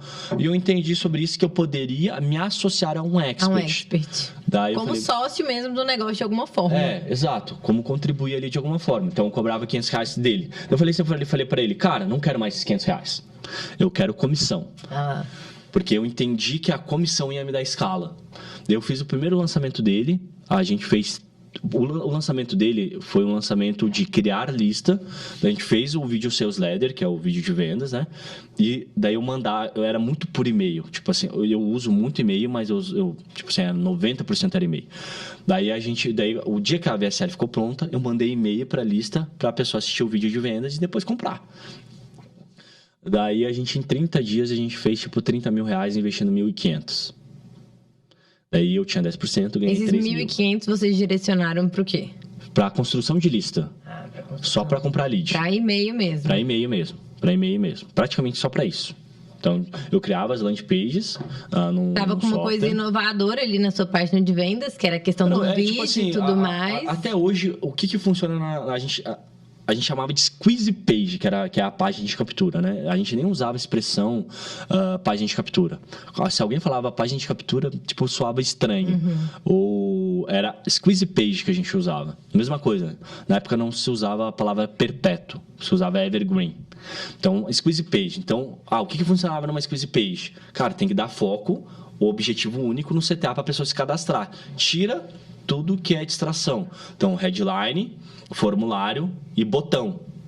É isso que a pessoa tem que fazer, uma imagem de fundo atrás. Daí a gente testava muito imagem de fundo atrás. Eu usava imagem de praia. Era uma coisa que na época funcionava. E a galera começou a usar. Daí depois que todo mundo começou a usar, parou de funcionar, daí começava. Então eu entendia a arquitetura de uma squeeze page de alta conversão. Eu sabia, como que eu já estava estudando muito copy, eu sabia fazer headlines boas. Então eu sabia essa parte, eu sabia. Então meus anúncios eram voltados para pegar lead e a gente tinha um relacionamento com eles. Mandava muito conteúdo, então ele fazia um vídeo no YouTube, eu mandava e-mail. Então eu mandava e-mails quebrando mitos de emagrecimento. Ficava só nutrindo, daí comecei a criar antecipação, eu entendi os pilares de lançamento. Então eu estava construindo lista de e-mail, porque na época era... Tem poder quem tem maior lista de e-mail, não é tipo... Hoje meio que tipo assim, quanto mais seguidores, melhor. Na época era quanto mais lista, melhor, né? Era mais ou menos essa... E hoje o pessoal até meio que critica lista, eu vendo pra caramba ainda com e-mail. Com lista até hoje. Não dá pra depender só de lista, não dá pra depender só de e-mail. Hoje eu não dependo só de e-mail, mas deixar essa mídia fora, pra mim, é um erro. É um erro, porque dá pra vender, tipo, muito ainda por e-mail. Mas nessa questão, tipo, de comprar a lista mesmo, lead frio e tal, o que você acha? Não, comprar lista não, mas construir lista sim. Construir a lista sim. Se tu for, principalmente, por exemplo, fazer lançamento. Tu vai fazer um lançamento, tu vai mandar para uma página ali do evento, página de captura do evento. Daí tu pega em vez de tu pegar só o e-mail, agora tu pega o e-mail e telefone para também ter o WhatsApp. Então, hoje eu não faria um lançamento só com lista de e-mail. Eu faço lista de e-mail e WhatsApp. Mas eu não faria só WhatsApp. Entendeu? Não deixaria. Eu uso os dois, um complementando o outro. E só para pegar esse gancho dessa squeeze page que você falou, hoje você já enxerga de uma forma muito diferente o que é algo otimizado para conversão, para aquela época? Não? Não, os fundamentos estão... Esse daí é um ponto que eu quero chegar depois. Esse é um ponto... Como que... Olha só, eu tive muito resultado como coprodutor, mas eu já gerenciei mais de 100 lançamentos.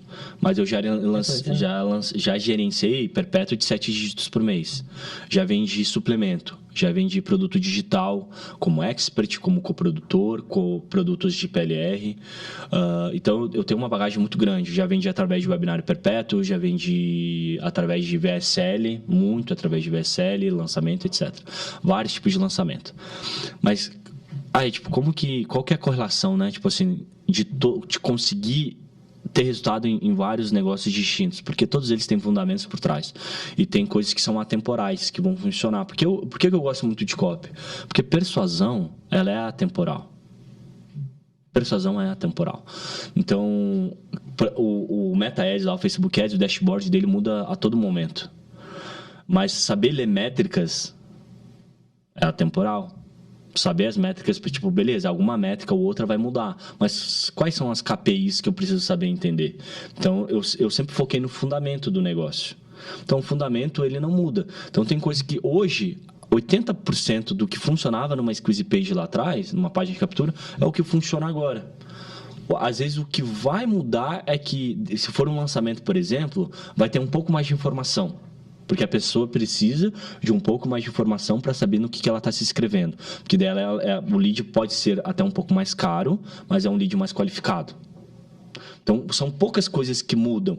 Então, se eu vou fazer hoje, por exemplo, tráfego direto, vamos dizer que eu tenho um funil de VSL. Em vez de eu mandar para uma página de captura, eu vou mandar direto para uma VSL. Então, algumas coisas mudam, mas em questão da página de captura, o fundamento é o mesmo.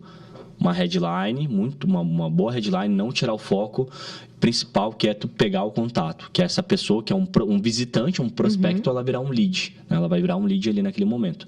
Então é isso, mas o fundamento por trás é o mesmo. Mudou pouca coisa na realidade. Se tu tiver uma boa headline, uma sub-headline ali, tu tiver um formulário, um botão e um footer ali, só para dar as informações necessárias, é isso que tu precisa para uma headline funcionar. Hoje tem projetos meus que a arquitetura é a mesma arquitetura que eu usei no lançamento do Rafael em 2014.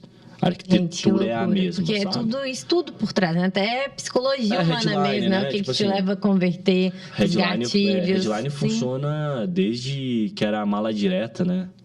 Antes de internet, headline funciona. Então, vai funcionar. Daqui 10 anos vai funcionar a headline ainda, né? Porque a questão da persuasão, a primeira coisa, tu tem que ter atenção. Fisgar a atenção. E tu fisga muita atenção através de uma headline, né? Então, aquele método... Existem vários frameworks de copy, vários. Mas todos eles vão se resumir ao modelo AIDA. Atenção, interesse, desejo e ação. Todos eles. Vai ter o PAS, vai ter tal... Todos eles vão se resumir pro AIDA. E o AIDA não foi feito pro marketing digital. Ele foi feito lá em 1900 pedrada, quando a publicidade estava começando lá atrás. Então, é uma coisa bem antiga, que até hoje é usado. Foi a primeira estrutura que eu aprendi. Então, se hoje eu aprendo se eu sei muito bem a estrutura do AIDA, eu consigo vincular ela a tudo, porque todo o resto não uma réplica, mas vai cair aqui. Todo o resto. De certa forma, o AIDA está ali por trás, entendeu? Então, esse fundamento que me ajudou a ter resultado em modelos de negócios diferentes. Então, se eu for pegar um software para crescer, se eu for pegar serviço, se eu for pegar um e-commerce, eu vou conseguir usar muito o fundamento de marketing que eu sei para me fazer alavancar aquele negócio. Então, por isso que eu tive resultado com suplemento, com produto digital, como expert, como coprodutor, com PLR, enfim, com lançamento, com webinário, porque existem fundamentos que tu usa, que são atemporais, que tu vão usar em tudo isso, sabe? E a gente estava até conversando um pouquinho antes de começar o podcast, que você começou a ter bastante sucesso como coprodutor, e teve um momento que você fez uma pausa ali para começar com PLR, né? Como é que foi esse momento? O que aconteceu ali? Tá, só para pegar essa trajetória. Daí eu lancei o Rafael, ganhei R$3.000, daí eu cheguei pro Rafael, falei, cara, não quero mais R$500, só que agora eu quero 15%. Daí eu fiz um segundo lançamento, deu resultado. Cara, eu não quero 15, quero 25. Porque eu comecei a gerar resultado. Sim. E eu vi que, por mais que era um risco, às vezes, fazer um lançamento e não dar resultado, mas eu poderia ganhar mais. Sim. Aceito ganhar mais. E era um risco compartilhado também, né? Logo depois do lançamento, isso que é importante eu falar, daí para criar essa trajetória, para mim chegar até onde a questão do PLR ali, o Bruno, lembra do Bruno Piscinini? Quando eu tava fazendo ali o pré-lançamento do Rafael, eu cheguei pro Bruno e falei, cara, não quer ninguém pro teu suporte? Aí o Bruno falou, cara, eu vou fazer um lançamento em agosto e a gente vai precisar, daí eu te chamo. E ele me chamou.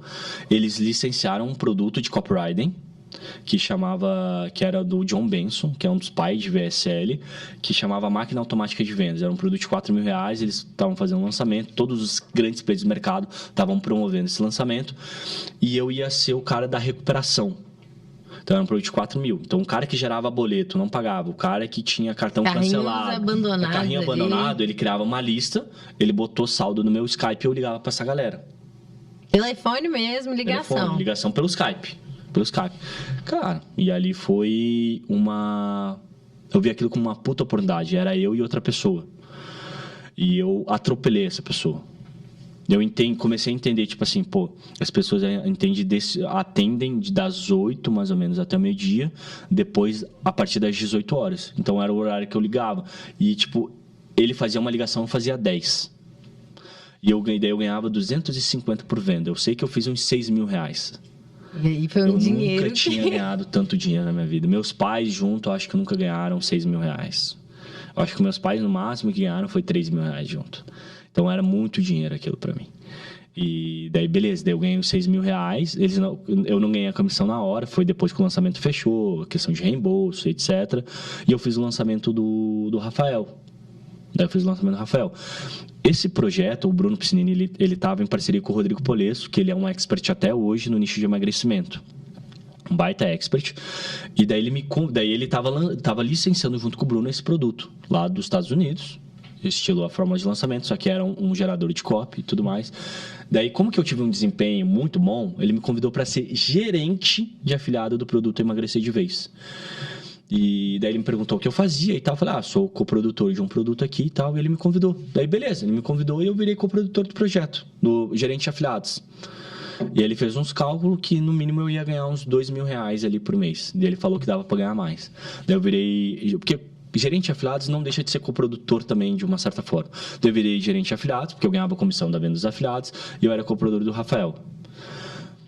E eu comecei a ganhar um pouco de visibilidade, assim, porque eu virei gerente afiliado de um dos produtos mais vendidos do Brasil.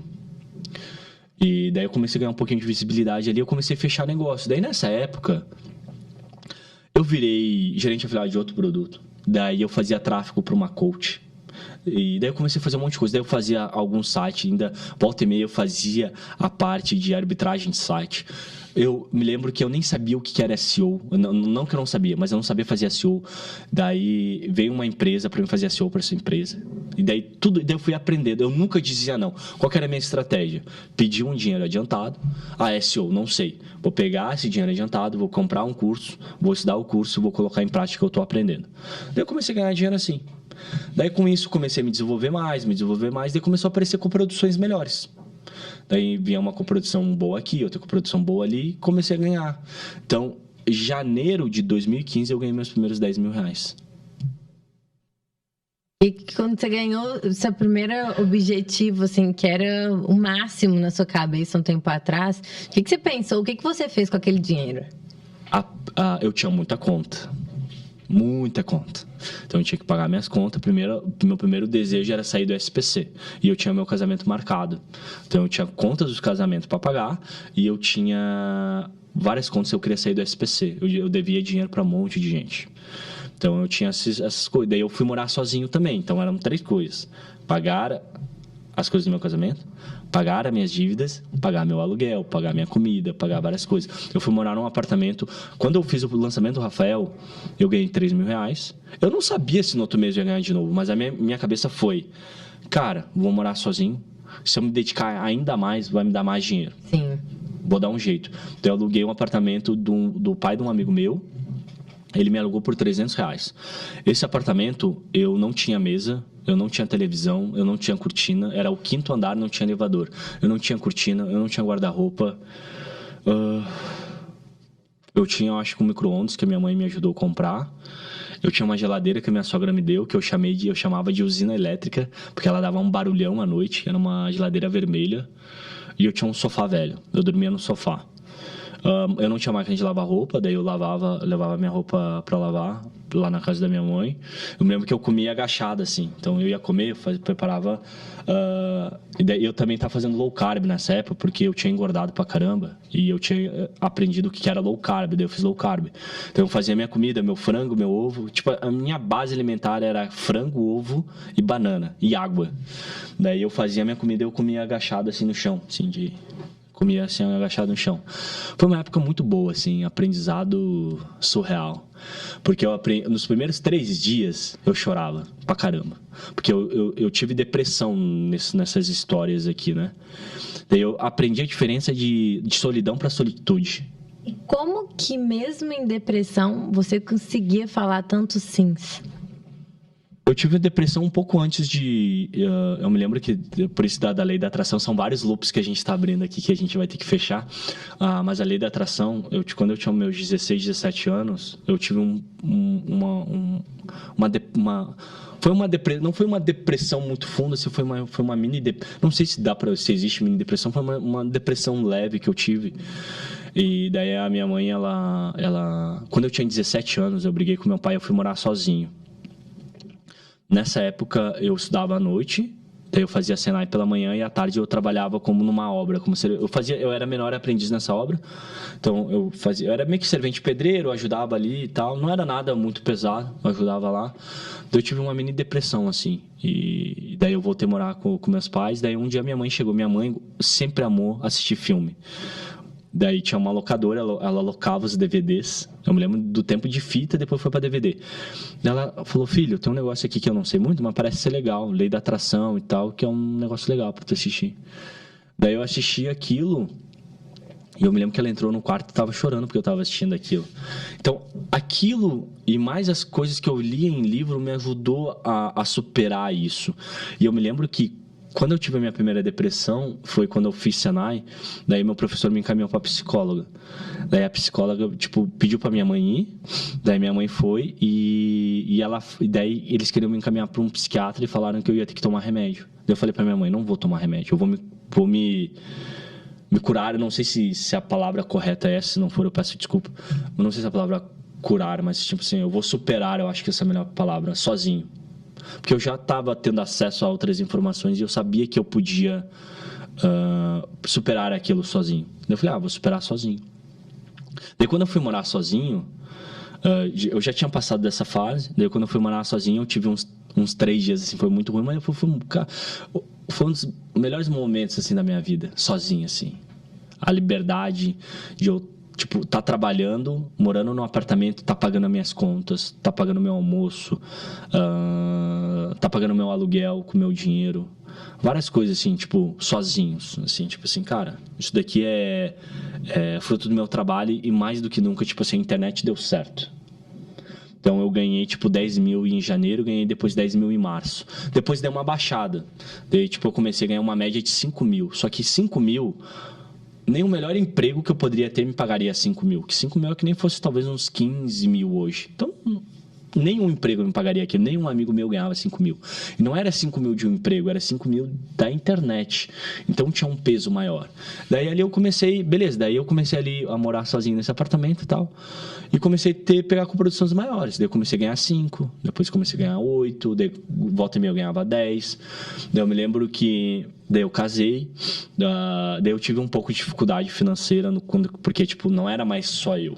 E eu sempre tive um negócio de ser provedor, assim. Cara, a minha mulher sempre apoiei ela muito pra caramba, e ela é a prova disso. Mas na minha cabeça sempre foi assim: eu preciso pagar as contas sozinho. Não posso depender dela para pagar as contas. Eu vou pagar sozinho. Se ela quiser trabalhar, ela trabalha. Se ela quiser ajudar, vai ser muito bem-vindo. Vai me ajudar. Porém, eu não posso... eu preciso prover a minha casa. Era um pensamento que eu sempre tive. E tá tudo... era o pensamento que eu tinha. Não tô falando que isso é certo, que é errado. Mas era o pensamento que eu tinha. E daí a gente teve um pouco de dificuldade financeira, mas eu fiquei com isso na minha cabeça. Então, eu me virava. Vendi alguma coisa, algum serviço aqui, vendi ali. Daí eu me lembro que eu vendi um serviço para construir um produto digital lá com 2 médicos, era o Vitor e o Gabriel.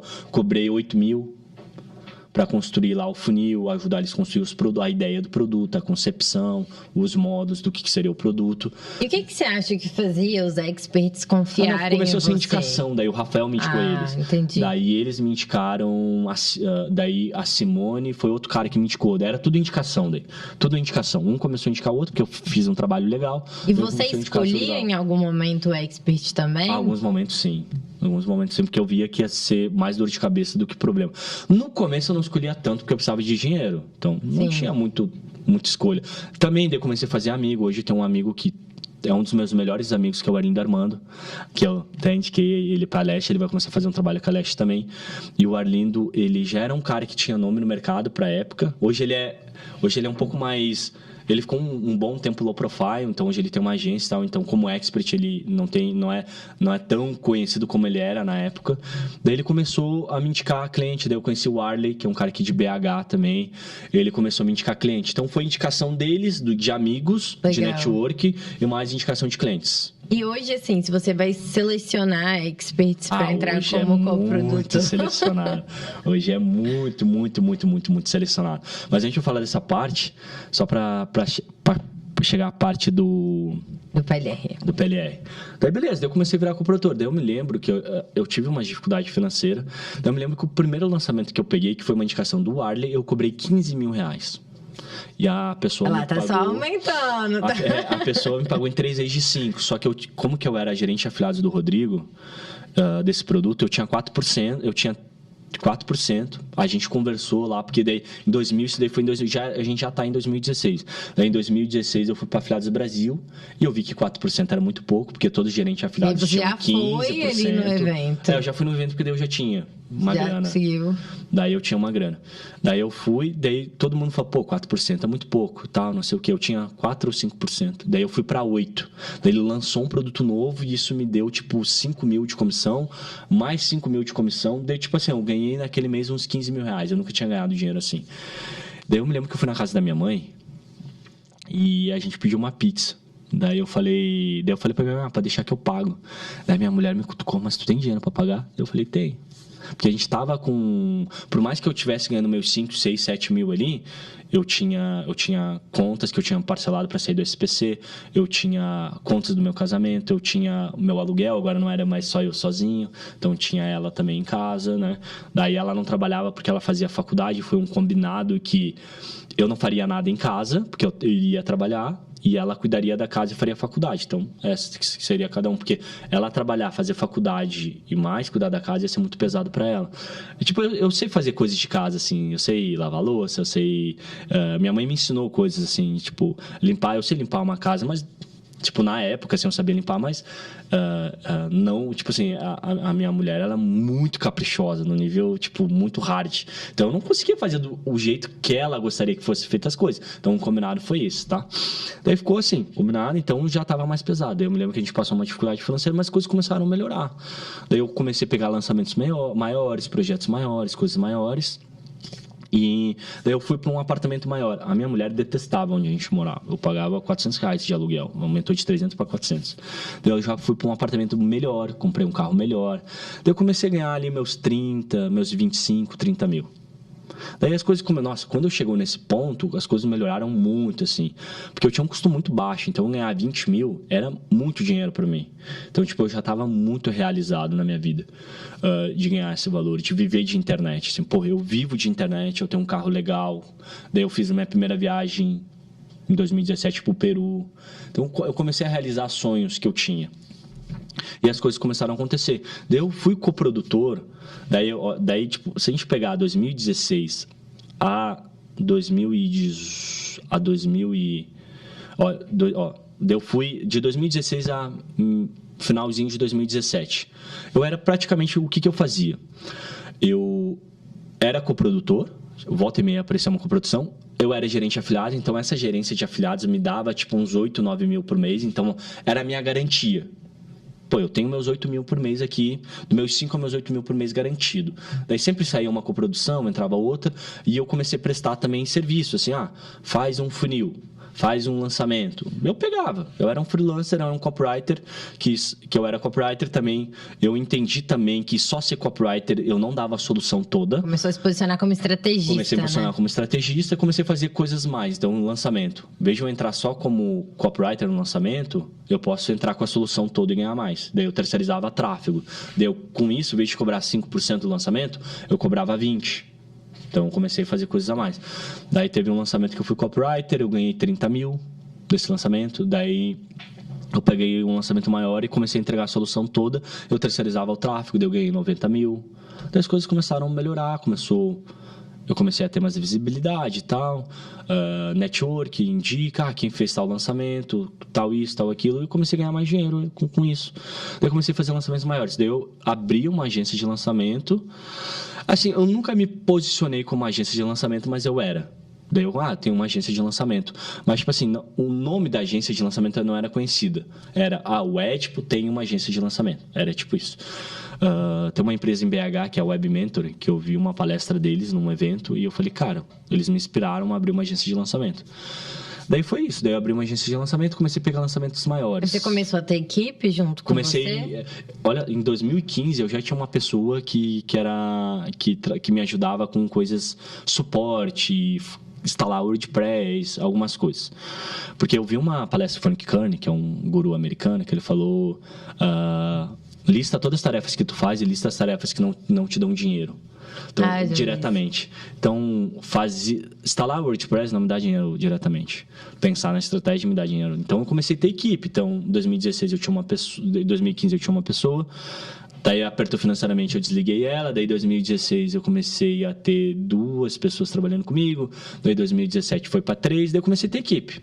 Em 2018 eu já tinha, acho que umas 5 ou 6 pessoas trabalhando comigo. E aí, só para fazer um parêntese para o cenário atual, quantas pessoas você tem hoje? Eu já cheguei a ter 30 numa das minhas empresas. Eu dei uma boa enxugada porque a gente está pivotando o modelo de negócio, não. Já as pessoas vão entender, mas hoje está bem enxuta. A gente está numas 12, eu acho. No último mês, eu acho que eu desliguei umas 4 ou 5 pessoas. Daí, beleza, olha só. Coprodução. Fazer lançamento, fazer perpétuo, criar funil para outras pessoas, isso me deu dinheiro. Daí, em 2021, eu fiz um lançamento muito grande. Eu participei fui um dos estrategistas, posso dizer que gerenciei o lançamento do Thiago Finch. Esse lançamento deu uma repercussão muito grande. É o maior lançamento? Sim. Que você já fez parte, assim? Sim. Porque deu mais de 20 milhões, né? Foi o maior. Antes dele, eu lancei outro player também, muito grande, na época. E com ele, eu fazia lançamento de 1, 2 milhões. Só que eu tô falando de 2019. Fazer lançamento de 2 milhões em 2019 não era algo comum. Era os lançamentos bem hypados, assim, né? Daí eu fiz o lançamento do Thiago, o Thiago fazia PLR. Daí eu tava meio que cansando de coprodução. Porque às vezes tu pega um expert, daí tu trabalha o expert, tal. E às vezes, por mais que tu entregue resultado... Depende da outra pessoa ali. Depende dele. O expert pode... Várias vezes já aconteceu. Tem que ter um magnetismo, tem que ser recorrente ali, acabar, né? o contrato de 6 meses que eu fazia na época. E o expert fala, cara, eu vou seguir sozinho. Vou criar equipe. Vou seguir sozinho. É porque na cabeça dele a equipe era mais barata, né? Gerenciar. Eu entendo hoje, assim, alguns, assim. Isso começou a me incomodar muito. Daí PLR, eu pensei, antes de entrar no PLR, então eu vou ter que te perguntar. Quando você participou do lançamento do Finch, o que tem mais de diferente, assim, no lançamento dessa proporção, desse tamanho? Com certeza, no Thiago Finch, com certeza foi o pré-lançamento que ele fez durante 2 anos, né? Criação de audiência, etc., durante 2 anos. Isso foi o diferencial no lançamento dele. E a pessoa acha que é do nada, né? Não, foi 2 anos de construção. Tipo assim, eu tenho muito cuidado quando eu falo que eu lancei, por mais que minha participação do lançamento foi a criação da estratégia, que ia ser um lançamento live, foi o time de tráfego de recuperação era o meu, eu ajudei bastante em copy, os lançamentos eu escrevi muita coisa, claro que tem um Paulo também que teve uma participação gigantesca, que é o sócio do Thiago, o próprio Thiago é um cara mega inteligente, eu ajudei na construção de funil também, várias coisas, né? Então eu tive uma participação muito ativa nesse lançamento, mas eu poderia fazer a mesma coisa para outra pessoa que o resultado não seria o mesmo. Porque o diferencial de um lançamento grande assim é muito a relação que o expert tem com a audiência dele. Então, existia, assim, uma grande demanda reprimida. No começo, eu não quis aceitar, mas existia uma demanda reprimida de 2 anos ali. Então, existiam vários fatores. O próprio Thiago Finch é um diferencial. Então, quando tu faz um lançamento grande, 70% do resultado vai ser o expert. Claro que, se não fizer a estratégia da forma correta, se for fazer alguma coisa ali, vai dar errado. Mas o diferencial foi o Thiago Finch. Então, isso, hoje eu como coprodutor, estrategista, demorei muito tempo para admitir isso. Mas a verdade é essa. A verdade é essa. Então, por isso que eu tenho que selecionar extremamente bem hoje uma coprodução. Porque eu posso fazer a mesma coisa para o Expert A e para o Expert B, que se o Expert A tiver mais magnetismo, se o Expert A ele tiver alguns elementos de brand pessoal aqui dele com o relacionamento que ele tem com a equipe dele, o resultado vai ser extremamente diferente, eu usando as mesmas estratégias. Ele chegou até você através de indicação? Não, como que eu sou... Ele já me conhecia de bastidor, assim, eu não conhecia ele. Ele me mandou uma mensagem em 2020. Eu tava muito cansado porque eu lançava um outro expert. E eu tava muito cansado de lançar expert no nicho de ganhar dinheiro. Daí ele mandou uma mensagem, me fez umas perguntas. Eu entrei no perfil dele e olhei bem assim. Pô, é mais um cara querendo ensinar a ganhar dinheiro online. Foi exatamente isso. E eu fiquei, em 2020, eu fiquei um tempo off. Fiquei bem low profile. E daí teve um amigo meu, que é o Alan Nicolas, é um amigo mesmo, falou dele. Daí quando o Alan falou dele, o Alan é um cara que, tipo, pô, eu já viajei pro Alan pra Miami, a gente já foi pro Nordeste, a gente tem uma outra viagem marcada junto, nossas esposas são amigas, então é uma relação de amizade, né? Quando o Alan falou dele, falou bem dele, eu falei, beleza, se o Alan tá falando, então já vem, tipo, aquela indicação de amigo, né? Sim. Daí o Alan falou dele, e daí eu entrei no perfil dele e eu vi que ele me seguia. Eu falei, eu não lembrava que ele, tipo, isso foi em agosto de 2020. Eu não lembrava que em janeiro de 2020 ele tinha me chamado. Daí eu fui lá e falei, deixa eu ver se eu já conversei um dia com esse cara. Não, daí beleza, eu vi que esse cara me seguia, eu segui de volta. Daí beleza, comecei a seguir. Como que eu não sigo muita gente, então quando tu segue a pessoa, os stories da pessoa e o feed dessa pessoa aparece rápido. Daí eu vi um stories dele falando sobre análise de concorrência. Eu falei, pô, esse conhecimento não é todo mundo que tem, né? Daí eu falei, esse cara falou umas coisas bacanas. Legal. Daí eu fui mandar uma mensagem pra ele, elogiar o conteúdo. Daí eu me lembrei que ele tinha mandado uma mensagem lá pra gerenciar o lançamento dele. Daí eu falei, cara, não sei se tu já fechou com alguém aí e tal, mas, pô, de janeiro eu tava num outro momento agora, mas se tu não quiser, independente se a gente vai fechar uma coisa ou não, então um cara que eu achei massa, no mínimo a gente criar um network aí, se tu tiver aberto, vamos trocar uma ideia. Daí foi isso. Daí foi alguns meses de conversa, porque ele já estava em conversa com uma outra agência. Foi assim que eu fechei com o Thiago. Tá, daí a gente tava... Aí você conheceu o PLR através dele. Daí foi assim. Eu tava cansado de fazer coprodução. Daí o PLR me soou assim. Me pareceu... Cara, eu já sei de copy, já sei fazer VSL, por mais que eu tava só voltado... Eu tava, desde a metade de 2018 a 2021, só fazendo lançamento. Então, eu não tava mais fazendo praticamente muito pouco perpétuo, VSL e tal. Eu olhei para aquilo e falei, cara, não vou precisar conversar com ninguém. Porque expert, tu tem que ter um jogo de cintura muito grande. Não vou precisar conversar com ninguém. O expert, dependendo do expert, ele acha que tu é psicólogo dele. Existe uma dificuldade, dá trabalho, dá muito trabalho. Daí a minha correlação foi assim, PLR, eu vou ganhar 100%, não preciso falar com ninguém, com o expert, não preciso ser psicólogo de ninguém, não preciso gerenciar ninguém, não preciso lidar com uma pessoa se ela tá num bom dia ou não tá. Vou fazer PLR. Daí eu comecei a fazer PLR. Da forma que a galera fazia, é um jeito, assim. Daí eu comecei a entender muito. Fulano lá, ele fala de... Daí eu comecei a seguir várias pessoas que falam de PLR. Fulano lá fala que fala PLR, mas na verdade, ele vai lá no ClickBank, copia o produto. E daí ele começa a vender e tal. Tô entendendo. Daí eu comecei a ver que o jogo era mais embaixo. Um negócio que não tem LTV, não é um negócio... Tipo assim, eu ganhei dinheiro, mas o lucro ele foi muito baixo. Daí meu erro em fazer PLR foi porque eu tirei todas as minhas coproduções. E eu tinha coproduções muito boas. Pra dedicação? Só me dedicar a PLR. Daí o meu caixa, ele... né? Eu tinha um custo de vida bem alto, assim. Vai ganhando mais, vai aumentando o custo de vida. Eu morava numa casa de 1.000 metros quadrados. Eu pagava, eu acho que 16 mil de aluguel. Então, tipo, viagem, tipo assim... Então aí a gente já tá falando de um momento que já tava com muito sucesso, consolidado, né? Eu morava numa casa foda, eu tenho um carro legal. Não sou tão ligado em carro, mas o meu carro eu paguei acho uns 200 mil reais. Qual foi a coisa que você conquistou que assim, você mais se orgulha? Financeiramente, nenhuma. Nenhuma? Materialmente. Materialmente. Nenhuma. Tipo assim, não é que eu me orgulho. é que materialmente existe quando, tipo, eu sou novo ainda, mas eu também não sou novinho. Eu tô ali, né? Eu tenho 34 anos, então tô ganhando maturidade, né? Então, tipo assim, quando tu compra um carro, tu vai entrar no carro, tu vai falar, porra, que foda. Depois de uma semana aquilo vira natural pra ti, vira normal. Então tu se acostuma muito fácil com o natural. Então, porque muitas pessoas ficam trocando, tipo assim, eu não tô falando da pessoa que gosta de carro. Tem um amigo meu que é o Eduardo, ele é apaixonado por carro. Ele quer tunar o carro. Cara, eu sei entrar no carro e sei dirigir o carro. Eu tenho meu carro já faz um tempo. Sim. Tem funções do meu carro que eu nem sei que existiam até 2 semanas atrás. Entende? Então, eu não sou assim apaixonado por carro.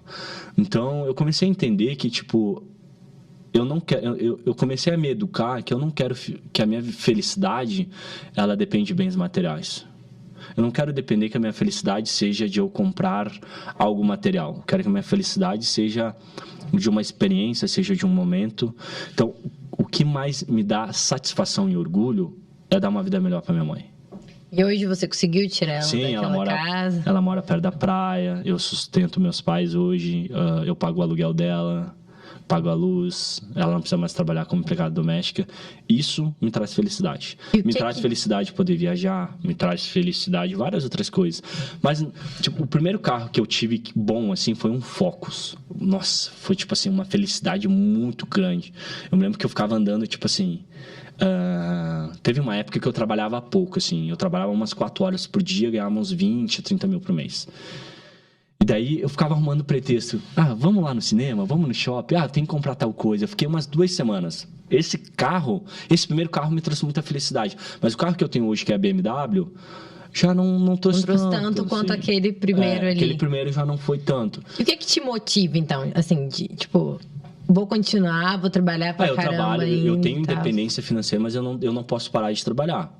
Meu custo de vida é alto e tal. Então, essa parte de eu ganhar liberdade financeira me motiva. E também me motiva de... As coisas mais que me motivam hoje é saber que eu posso mais. Ontem eu estava no shopping com um amigo meu, que é o Strider, e ele falou bem assim pra mim: cara, tu é um dos caras que eu mais vejo que tu não conquistou nem 20% do que um cara do teu tamanho pode conquistar. Então isso me motiva, saber que eu posso muito mais, saber que eu posso ir mais longe, saber que eu posso... que eu tenho mais potencial. Isso me motiva pra caramba. E, claro, tem algumas outras coisas assim que tipo assim, dinheiro, obviamente, ele traz felicidade. Tipo, eu gosto de viajar. Mas tá relacionando as experiências, né? Sim. Eu gosto de coisa boa. Então, se eu vou fazer, eu gosto de comer. Homem caro, né, gente? Eu gosto de comer em restaurante caro. Eu vou escolher... Eu gosto de coisas boas. Eu não gosto de ficar em qualquer hotel. Eu não gosto de pegar Uber. Eu não gosto de pegar Uber, tipo assim, Uber VIP e Uber Black. Eu vou pegar o Black. Eu não gosto, tipo assim, eu gosto de conforto. Então, conforto sai caro. Então, eu gosto de coisa cara. Mas eu também aprendi a valorizar o simples. Eu aprendi a valorizar o momento. Então, o dinheiro, eu correlaciono muito a liberdade hoje. Tanto eu conquistar, de fato, a minha liberdade financeira. Tipo assim, o que é liberdade? Independência financeira. O que é independência? Hoje, dinheiro ele não é tanto problema. Eu faço o que eu quero fazer, praticamente. Quero viajar? Vou viajar. Vou fazer. Mas eu não posso parar de trabalhar para manter o meu estilo de vida. Então, eu ainda não tenho liberdade financeira. Então, ter liberdade financeira é um puta motivador. E continuar tendo as experiências que eu tenho. Porque, porra, eu tenho 34 anos. Se eu parar de trabalhar, eu vou fazer o quê? Sim. Vou ficar olhando Netflix? Vou ficar assistindo futebol? Assim, eu preciso de um desafio, assim, pra mim, de algo novo, de um estresse, sabe? E eu curto marketing digital, eu curto fazer o que eu gosto, eu gosto de estudar. Então, isso são motivadores que me mantêm. E a gente falou, assim, da sua trajetória como um todo. Desde a parte que você estava lá, afiliado, coprodutor, depois saiu para o PLR, aí entendeu que aquilo não fez tanto sentido, voltou para a coprodução, se posicionou como expert também, né? Depois de ter conquistado a audiência. Hoje, como que tá seu momento profissional, assim? O que você mais está focando? O que você está mais direcionando? Eu sempre fiz muita coisa ao mesmo tempo. Existe um lado bom nisso, existe um lado ruim. Eu virei... O meu primeiro curso que eu fiz foi em 2019. eu estava na Estônia, gerenciando um lançamento. E daí eu comecei a me posicionar como copywriter, ensinar copy.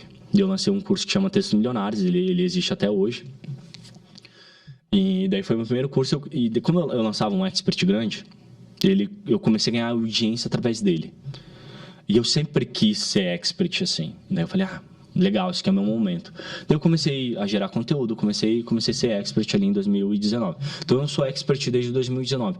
Mas nunca foi uma coisa que eu foquei 100%. Então, hoje eu tenho bastante resultado como expert, mas eu nunca foquei 100%. Então, hoje, o momento que eu tô eu dei uma pausa em vários negócios que eu tenho. Eu tinha uma outra empresa que a gente tinha alguns projetos lá. Essa empresa, ela tá rodando baixo. Eu parei de fazer PLR já faz bastante tempo. Faz mais de um ano que eu parei de fazer PLR. E daí o meu momento eu peguei uma outra coprodução. Em 2020, eu tinha a Amanda e o Marlon. O Marlon é o marido da Amanda, gerencia a carreira dela. Eles fizeram o primeiro lançamento grande comigo. Daí eu fui coprodutor deles durante quase 2 anos. Daí quando eu quis fazer PLR, eu cancelei com eles. Foi um erro meu, né? Eu falei até pro Marlon. E daí eu voltei. Falei, Marlon, tô voltando com produção. O Marlon já me conhece meu trabalho e tal. Falei, cara, show. Tô aqui.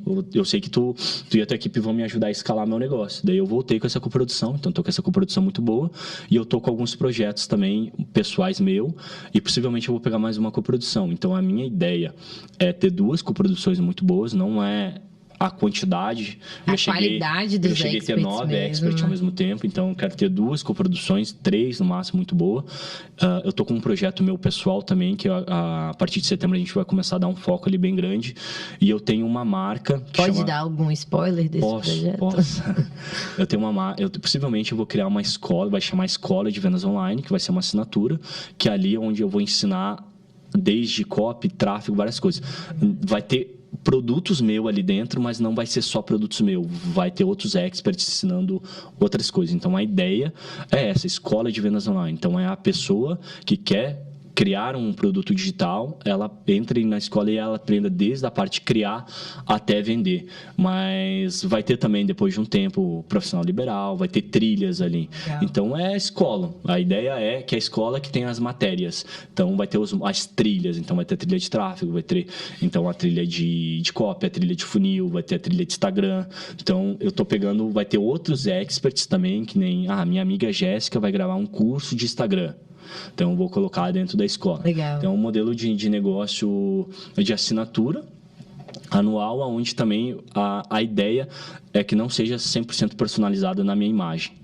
E outro projeto também que a gente vai fazer é começar gerar muito conteúdo para mim criar demanda para os meus negócios. Então, criar demanda para leste, por exemplo, criar demanda para escola. Vamos dizer que vou abrir um outro projeto lá, uma agência de tráfego, por exemplo. Então, eu vou ter um sócio, então eu vou gerar demanda para lá. Então, você já tem que ter sua audiência consolidada para conseguir direcionar. Eu tenho uma audiência, mas a ideia é eu triplicar, quadruplicar, crescer.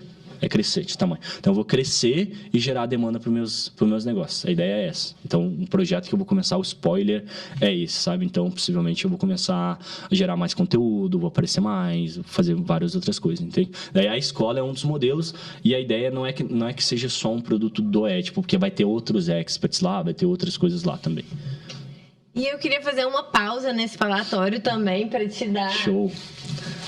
Massa. É uma lembrancinha da Last Link com muito carinho pra você. Obrigado, Lorena. E é uma lembrancinha obrigado, Michel, também. Que você vai ver que é toda mineira. Tem as coisas de Minas. Adoro aí. Suco de uva.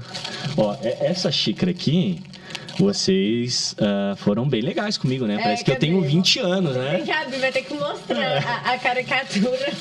Aqui, ó. Essa xícara aqui parece que eu tenho 20 anos. Não, adorei.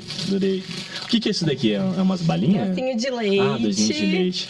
Não, vocês vão detonar com a minha dieta, que eu tava em dieta, né? Mas vai ser bom. Mineiro recebe bem, você sabe, né? Essas bolachinhas é ótima também. Aqui, ó. Obrigado, pessoal da Leste, Lorena, Michel. Adorei, tá? Acertaram no suco de uva. Amo suco de uva. Show. Boa. Vou deixar aqui. Não, e a gente tá falando pra caramba, já deu 2 horas e assim... Deu 2 horas? Eu não perguntei nem 10% do que eu queria ainda, de estratégia. A gente vai ter que fazer o segundo round. Hoje tem que fazer o segundo round. Nossa, faltou a parte da lei da atração, faltou estratégia. Como que a minha história é muito ampla e tem detalhes muito importantes que eu deixei até de fora. Mas enfim, pra gente... Qual ponto que tu quer que eu... Não, eu queria que agora você desse, assim...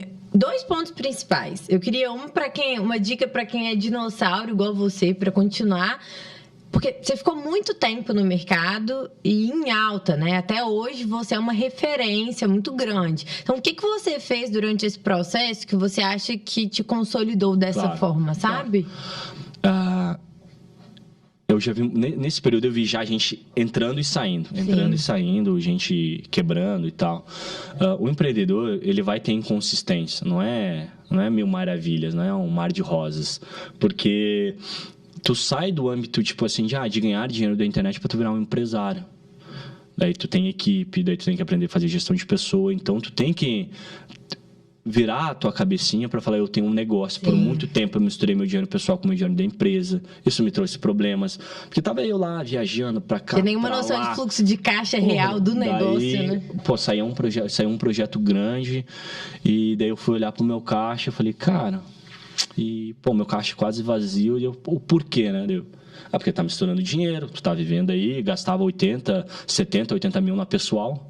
Tipo assim, cara, eu conheço gente que tem empresas 10 vezes maior do que a minha e não gasta 80 mil no pessoal. Eu tava gastando 80 mil no pessoal. Então, esse tipo de coisa. Então, o cara, para ele se manter, ele tem que ter consistência, ele tem que aprender mais do que nunca fazer gestão de um negócio. Não quer fazer gestão de um negócio? Aprenda a fazer a gestão ou contrate alguém que vai fazer a gestão do teu negócio. Mas mesmo assim, mesmo se tu contratar alguém, eu não deixaria isso 100% delegado. Tu tem que fazer gestão de um negócio. E pro cara que é dinossauro, assim, que tá tempo no mercado, quanto mais ele focar, tipo assim, tem a síndrome do objeto brilhante, né? Então sempre vai ter vindo novas ondas. Eu não quero surfar a nova onda. Eu quero continuar focando naquilo que eu estou fazendo e fazer aquilo crescer. Então, quanto mais ele focar no modelo de negócio dele para ele fazer ele crescer, mais resultado ele vai ter no longo prazo. Então, é meio que juros compostos. Então, tu vai aplicando, no começo vai dando pouco resultado, mas daqui 5, 10 anos, 15 anos, isso vai ser um resultado muito grande.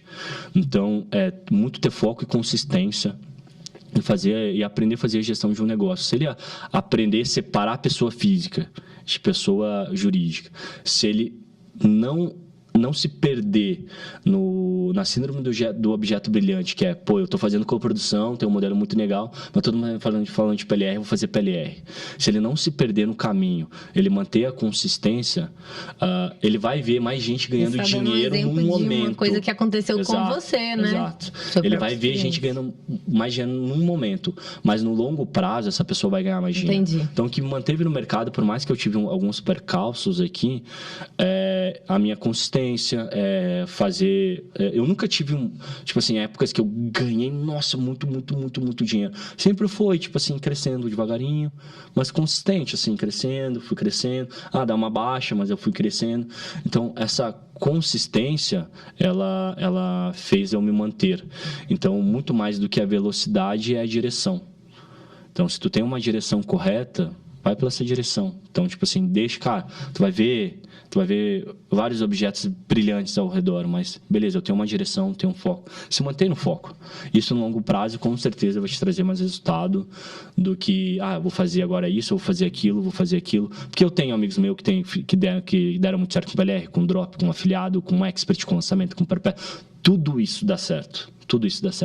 Mas tu tem que escolher uma coisa para dar certo para você e marketing e ter resultado precisa de repetição. Tu precisa repetir as coisas e fazer uma vez, fazer 2, fazer 3. Tu precisa se dar um tempo hábil até tu ficar bom naquilo. Então, as pessoas hoje que eu vejo que entram e saem muito no mercado é que elas tentam fazer uma coisa, daí não dá resultado, ela vai para outra. Isso é um problema, porque quem está no mercado há muito tempo, ele já sabe disso. A pessoa que não consegue ter resultado é muito por isso, porque ela fica pulando de galho em galho. Vou fazer isso. Não, mas não tive resultado, então vou fazer isso. Vou fazer isso, vou fazer isso. Sabe? E, ao mesmo tempo, muita gente tem receio de começar também, porque acha que o mercado já tá com muita gente. Tem muito expert, muito coprodutor, muito... O que você daria de dica para quem tem vontade, mas tem esse medo, assim? É uma sofisticação de mercado e, de fato, hoje... Lá atrás, quando eu comecei, não tinha o tanto de informação que tem agora. Então, um ponto muito positivo hoje, vendo os moleques de 18, 19 anos ganhando muito dinheiro muito rápido, porque a gente vai criando uma estrada, né? A gente que vem o primeiro. Então, eu vou criando uma estrada para a pessoa que está vindo de trás, ela já está vindo com uma estrada asfaltada, não está vindo na estrada de barro. Sim. Eu vim na estrada de terra, de barro, daí tu vai asfaltando. Então, é normal que as pessoas de trás, elas vão tendo mais... o caminho delas é melhor. Então, a pessoa que está entrando agora, de certa forma, tem mais pessoas. Mas eu digo, ainda hoje, se tu fizer um trabalho consistente, um trabalho muito bem feito, a pessoa vai ter resultado. Porque o mercado, por mais que ele tenha muita gente, ele é muito amador ainda. Por onde você começaria? Eu acredito muito que tu criar uma habilidade de alta renda, uma habilidade de alavancagem, tu vai poder fazer qualquer coisa. Então, se eu estivesse começando do zero, o meu caminho seria o mesmo. Eu vou prestar serviço, vou fazer caixa. Com esse caixa, eu vou investir em um projeto próprio. É esse caminho que eu faria. Se a pessoa já tem dinheiro, ela pode partir para um projeto próprio. Mas se a pessoa não tem dinheiro, o caminho mais rápido é prestar serviço. Daí eu vejo muita gente falando besteira. Mas eu vou vender meu tempo. Filhão, quando tu tá lá na frente do computador dando suporte, ou quando tu tá subindo uma... Tudo isso leva tempo. Então, de certa forma, tu tá fazendo tempo. Então, esse foi o meu caminho, que as habilidades que eu construí de copy, as habilidades que eu construí de vendas, as habilidades que eu construí de fazer uma gestão de equipe, a habilidade que eu construí de criar um bom produto, quais são os pilares de construção de um produto, eu uso isso em qualquer negócio. Então, tem que criar habilidades. Então, criando essa habilidade, depois faz um caixa ali, depois esse caixa constrói um projeto próprio. É esse caminho, tá? Nossa, foi muito, muito bom mesmo compartilhar esse tempo com você. Massa. Nem vi 2 horas passar. Nossa, sério. A gente vai ter que fazer o round 2. Eu tô chateada, juro por Deus. Nossa, tem muita coisa que eu deixei de fora. A gente nem falou de estratégia, né? Não, tem muita coisa pra falar. Então, acho que vai ser a parte 1, né? Exato. Mas assim, esses 2 pontos finais que você trouxe vai dar o gostinho pros próximos. Com certeza. A gente vai ter que fazer o segundo round. Perfeito. Obrigada, Imagina, eu que agradeço. De verdade mesmo. O pessoal que assistiu, a Leste Link, a Lorena e o Michel. Tamo juntos aí, demais. Valeu, até mais. pessoal. Tchau, tchau. Cara, juro, eu não vi o tempo passar.